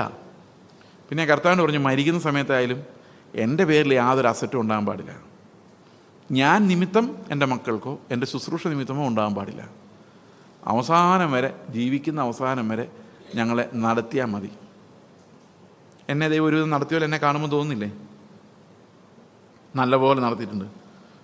അപ്പോൾ നമ്മളെ ദൈവം നടത്തുമെന്നുള്ളതും നമ്മുടെ കാര്യം ദൈവം നോക്കിക്കോളൂ എന്നുള്ളതും, കർത്താവ് എന്തിനാണ് ഇത്ര ശക്തമായിട്ട് നമ്മളോട് ഈ കാര്യത്തിൻ്റെ പുറകെ നടക്കരുതെന്ന് പറയുന്നത്, അതിനൊരു കാരണമുണ്ട്. ഞാൻ ഇത്തിരി മുമ്പോട്ട് ചാടി ഇതൊന്ന് എക്സ്പ്ലെയിൻ ചെയ്യാൻ പോവാം. ഓക്കെ, അപ്പോൾ കർത്തൃ പ്രാർത്ഥനയെക്കുറിച്ച് നമുക്ക് ഇപ്പോൾ സമയം കിട്ടില്ലെങ്കിൽ ഉച്ച കഴിഞ്ഞിട്ട് നമുക്ക് സംസാരിക്കാം. ഇതിൻ്റെ കണ്ടിന്യൂസ് തോട്ടായിട്ട് നമ്മൾ ചിന്തിക്കുന്നത് ഇങ്ങനെയാണ്: പുഴുവും തുരുമ്പും കെടുക്കുകയും, 19 വാക്യം, കള്ളന്മാർ തുരന്ന് മോഷ്ടിക്കുകയും ചെയ്യുന്ന ഈ ഭൂമിയിൽ നിങ്ങൾ നിക്ഷേപങ്ങൾ സ്വരൂപിക്കരുത്. പുഴുവും തുരുമ്പും കെടുക്കാതെയും കള്ളന്മാർ തുരന്ന് മോഷ്ടിക്കാതെയും ഇരിക്കുന്ന സ്വർഗത്തിൽ നിക്ഷേപം സ്വരൂപിച്ചു കൊള്ളുവിൻ. കാരണം നിങ്ങളുടെ നിക്ഷേപം എവിടെയാണോ അവിടെ നിങ്ങളുടെ ഹൃദയവും ഇരിക്കും. അപ്പോൾ അടുത്ത വാക്യം പറഞ്ഞാൽ, കണ്ണ് ചൊവ്വുള്ളതെങ്കിൽ നിന്റെ ശരീരം മുഴുവൻ പ്രകാശമായിരിക്കും, കണ്ണ് കേടുള്ളതെങ്കിലും നിന്റെ ശരീരം മുഴുവൻ ഇരുണ്ടതായിരിക്കും. അപ്പം നമുക്കൊരു അസറ്റ് ഉണ്ടെങ്കിൽ, അസറ്റിന്മേലാണ് നമ്മുടെ കണ്ണെങ്കിൽ നമുക്ക് ക്രിസ്തുവിലേക്ക് നോക്കാൻ പറ്റത്തില്ല. കാരണം നമ്മുടെ കണ്ണ് എപ്പോഴും എങ്ങോട്ട് നോക്കിക്കൊണ്ടിരിക്കും? ഈ അസറ്റിലേക്ക് നോക്കിക്കൊണ്ടിരിക്കും. അപ്പോൾ നമുക്ക് അസറ്റ് ഇല്ലാതാകണം എന്നതിനർത്ഥമില്ല. അസറ്റിലേക്ക് നോക്കുന്ന കണ്ണ് ക്രിസ്തുവിങ്കിലേക്ക് തിരിയേണ്ടത് ആവശ്യമായിരിക്കുന്നു. മനസ്സിലാകുന്നുണ്ടോ ഞാൻ പറയുന്നത്? വ്യത്യാസം മനസ്സിലായോ? അസറ്റ് ഉപേക്ഷിക്കണമെന്നല്ല. കാരണം നമുക്കറിയാം, പുതിയ നിയമത്തിൽ ധനമുള്ള ക്രിസ്ത്യാനികളുണ്ടായിരുന്നു, മോതിരിട്ട് വരുന്നവരുണ്ടായിരുന്നു, അല്ലേ? സമ്പത്തുള്ളവൻ അതിൻ്റെ അർത്ഥം. അപ്പോൾ അങ്ങനെ ധനമുള്ളവർ പുതിയ നിയമത്തിലുണ്ടായിരുന്നു, ധനവാന്മാരായ വിശ്വാസം. അതുകൊണ്ട് യാക്കോബ് പറയുന്നത്, നിങ്ങൾ ധനവാന്മാർ വരുമ്പോഴും പാവപ്പെട്ടവർ വരുമ്പോഴും ഒരുപോലെ നോക്കണമെന്ന് പറയാൻ കാരണം എന്താ? അപ്പം സഭയിലുള്ള എല്ലാവരും സ്വത്ത് വിറ്റ് കൊടുക്കുന്നൊന്നുമില്ല. പക്ഷേ നിങ്ങൾ ക്രിസ്തുവിൻ്റെ പരിജ്ഞാനം ആഗ്രഹിക്കുന്നുണ്ടെങ്കിൽ നമ്മുടെ സ്വത്തിൽ നിന്ന് ആ കണ്ണെടുത്ത് മാറ്റിയിട്ട്, കർത്താവ് ഈ സ്വത്തല്ല, അത് പോയാലും കുഴപ്പമില്ല, നീ അല്ലാതെ ഒന്നിനെയും ഞാൻ മഹത്വപ്പെടുത്തുന്നില്ല. മനസ്സിലാകുന്നുണ്ടോ? ഐ ഓൺലി ഗ്ലോറിഫൈ യു സോളി ഡിയോ ഗ്ലോറിയ. ദൈവമേ, നിനക്കല്ലാതെ വേറെ ഒന്നിനും എൻ്റെ ജീവിതത്തിൽ മഹത്വം ഞാൻ നൽകുന്നില്ല. അപ്പോൾ കണ്ണ് എങ്ങോട്ടേ പോവുള്ളൂ? കണ്ണ് സ്വർഗത്തിലേക്കേ പോവുള്ളൂ. ഇതാണ് പരിജ്ഞാനത്തിൻ്റെ യാത്ര എന്ന് പറയുന്നത്. കണ്ണ് സ്വർഗത്തിലേക്കാണെങ്കിൽ നമ്മുടെ ശരീരം മുഴുവൻ ആ പ്രകാശത്തിൽ നടക്കും. കണ്ണ് ധനത്തിലേക്കാണെങ്കിൽ നമ്മുടെ ശരീരം മുഴുവൻ അന്ധകാരമായിരിക്കും. കാരണം നമ്മൾ ക്രിസ്തുവിലേക്കല്ല നടക്കുന്നത്. ക്രിസ്തുവാണ് വെളിച്ചം. ക്രിസ്തുവിലേക്കല്ല നടക്കുന്നത്, നമ്മൾ ലോകത്തിലേക്കാണ് നടക്കുന്നത്. മനസ്സിലായ എൻ്റെ ഡിഫറൻസ് എന്താണ്? അടുത്ത വാക്യം, 2 യജമാനന്മാരെ സേവിപ്പാൻ ആർക്കും കഴിയുകയില്ല. അങ്ങനെ ചെയ്താൽ ഒരുത്തനെ പകച്ച് മറ്റവനെ സ്നേഹിക്കും, അല്ലെങ്കിൽ ഒരുത്തനോട് പറ്റിച്ചേർന്ന് മറ്റവനെ നിരസിക്കും. നിങ്ങൾക്ക് ദൈവത്തെയും മാമോനെയും സേവിപ്പാൻ കഴിയുകയില്ല. അപ്പോൾ മാമോൻ എന്ന് പറഞ്ഞാൽ ആരാ? മണി ഗോഡാണ്. ഞാനിത് ആദ്യം ചെറുപ്പത്തിൽ വായിക്കുമ്പോൾ എനിക്ക് തോന്നിയത്, ദൈവത്തെയും സാത്താനെയും ഒരേ സമയത്ത് സേവിക്കാൻ പറ്റില്ല എന്നല്ല എഴുതേണ്ടത്. കാരണം കോമ്പറ്റീഷൻ ആരുമായിട്ടാ? ദൈവവും സാത്താനും തമ്മിലാണ്, അല്ലേ? നമ്മൾ നോക്കുമ്പോൾ ഒരു സൈഡ് സാത്താൻ, ഒരു സൈഡ് ദൈവമാണ്. അപ്പോൾ നമ്മുടെ സാധാരണഗതിയിൽ കർത്താവ് എന്തായിരുന്നു പറയേണ്ടത്? നിങ്ങൾ സാത്താനെയും ദൈവത്തെയും അങ്ങനെയല്ലേ പറയേണ്ടത്? പക്ഷെ അത് പറയൂല. അതിൻ്റെ കാരണം എന്താണെന്നറിയോ? ഇപ്പം നമ്മുടെ മുമ്പിലേക്ക് ദൈവവും സാത്താനും വന്നു നിന്ന് നമ്മൾ ആരെ തിരഞ്ഞെടുക്കുള്ളൂ? ഇവിടെ സാത്താൻ വർഷിപ്പേഴ്സ് പറഞ്ഞ് കുറേ മണ്ടന്മാർ നടക്കുന്നുണ്ട്. അവർ പോലും സാത്താൻ ഒറിജിനലായിട്ട് കണ്ട ജീവനും കൊണ്ട് ഓടും. അവരും പറയും ദൈവവും സാത്താനും മുമ്പിൽ ചെന്ന് നിന്ന് കഴിഞ്ഞാൽ അവരാരും സാത്താൻ്റെ പുറകെ പോകില്ല. ഈ ലോകത്ത് 750 കോടി 800 കോടി ജനം ഉണ്ടെങ്കിൽ ആ 800 കോടി ജനവും കർത്താവിന് മുമ്പിൽ തന്നെ വരുള്ളൂ. കാരണം കർത്താവ് അത്ര വലിയ പ്രകാശമാണ്. അത് സാത്താൻ അറിയാം. അതുകൊണ്ട് സാത്താൻ ഒരിക്കലും രംഗത്ത് വരുന്നില്ല. പകരം അവൻ മുമ്പിലോട്ട് നിർത്തുന്നത് ഒരു പ്രോക്സിയാണ്. ആ പ്രോക്സിയുടെ പേരാണ് മാമോൻ. ഇപ്പോൾ ചോദ്യം ദൈവത്തെ വേണോ സാത്താനെ വേണോ എന്നല്ല, ദൈവത്തെ വേണോ മാമോനെ വേണോ എന്നാണ്. അപ്പോഴാണ് നമ്മളൊന്ന് കുലുങ്ങുന്നത്. ആരെ വേണം? ദൈവത്തെ. ബ്രദറെ, ദൈവത്തെ. ഞങ്ങൾക്ക് ദൈവത്തെ മതി. എന്തിനാണെന്നറിയോ? മാമോനെ കൊണ്ടുവരണേ ദൈവം വേണം.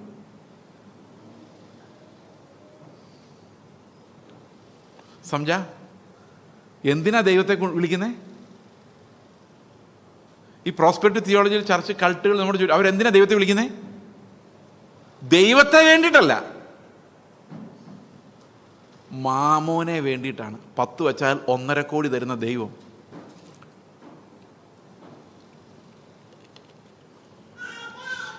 അപ്പൊ ദൈവം ആരാണ്?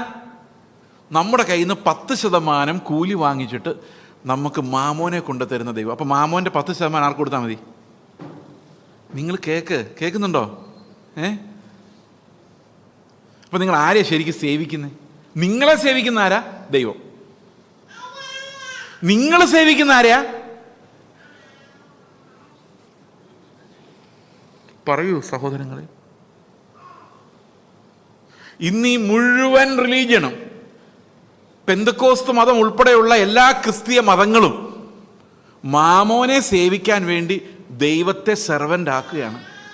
V are using God to get the real person whom we love. That's mammon. കർത്താവ് തന്ന ബ്രദറെ. അത് നമ്മുടെ ഈ സ്തോത്രം ചെയ്യുമ്പോഴുള്ള പ്രശ്നം എന്താ? സ്തോത്രം ചെയ്യുമ്പോൾ നമ്മൾ പറയുന്നത് എന്നറിയാം? എന്താ പറയുന്നത്? ഇത്രയും സമ്പത്ത് തന്ന ദൈവം. അപ്പൊ ദൈവത്തോടുള്ള സ്നേഹത്തിന്റെ കാരണം എന്നാ? എന്താ? ക്രിസ്തുവിനെ നമുക്ക് ലഭിച്ചതല്ല, ഈ സമ്പത്ത് ലഭിച്ചു. അത് ഓർക്കുമ്പോൾ എനിക്ക് സഹിക്കാൻ പറ്റുന്നില്ല. എന്തൊരു നല്ല ദൈവം. അപ്പം അത്രയും വിലയുള്ള സാധനം നമുക്ക് തന്നു. അപ്പൊ ഗ്ലോറി എന്തിനാ?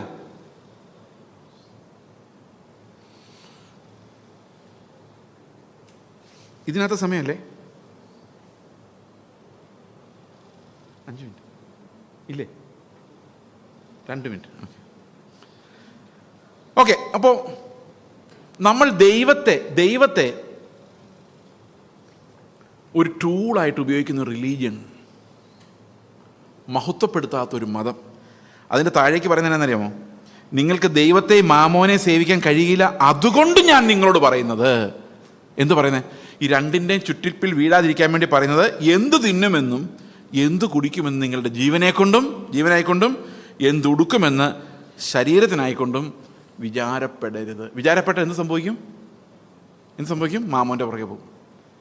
2 യജമാനന്മാരെ സേവിക്കാൻ പറ്റില്ല, ദൈവത്തെ മാമോൻ ഒരുപോലെ സേവിക്കാൻ പറ്റില്ല. അതുകൊണ്ട് ഞാൻ നിങ്ങളോട് പറയാണ്, മക്കളെ, നിങ്ങൾ എന്ത് തിന്നും എന്ത് കുടിക്കും നിങ്ങളുടെ ശരീരത്തിനായിക്കൊണ്ടും എന്തുടുക്കുമെന്ന് ജീവനായിക്കൊണ്ടും എന്തുടുക്കും നിങ്ങളുടെ ശരീരത്തിനായിക്കൊണ്ടും വിചാരപ്പെടരുത്. കാരണം 2 പേരെ സേവിക്കാൻ നിങ്ങൾക്ക് കഴിയില്ല. അവസാനം നിങ്ങൾ മാമോനെ യജമാനനാക്കി ദൈവത്തെ സേവകനാക്കി മാറ്റും. ഇതാണ് സംഭവിച്ചിരിക്കുന്നതാണ്. ഇങ്ങനെയാണ് പെന്തക്കോസ്ത് ക്രിസ്തുവിൻ്റെ പിടിയിൽ നിന്ന് പോയ ഒരു സമൂഹമായിട്ട് ഇന്ന് കാണപ്പെടുന്നതിൻ്റെ കാരണം, the community and the ministers of the church have selected mammon over God. മനസ്സിലായോ? നമുക്ക് പ്രാർത്ഥിക്കാം. ഞങ്ങളുടെ സ്വർഗ്ഗസ്ഥ പിതാവേ, അങ്ങ് കരുണയോടെ ഞങ്ങളെ വിളിച്ചതിനായി സ്തോത്രം. കർത്താവെ, അങ്ങേ മഹത്വപ്പെടുത്തുവാൻ, സകലത്തിനും മുകളിൽ അങ്ങക്ക് മഹത്വം കരയറ്റുവാൻ ഞങ്ങളെ സഹായിക്കണമേ. കർത്താവായ യേശു ക്രിസ്തുവിൻ്റെ നാമത്തിൽ തന്നെ ആമേൻ.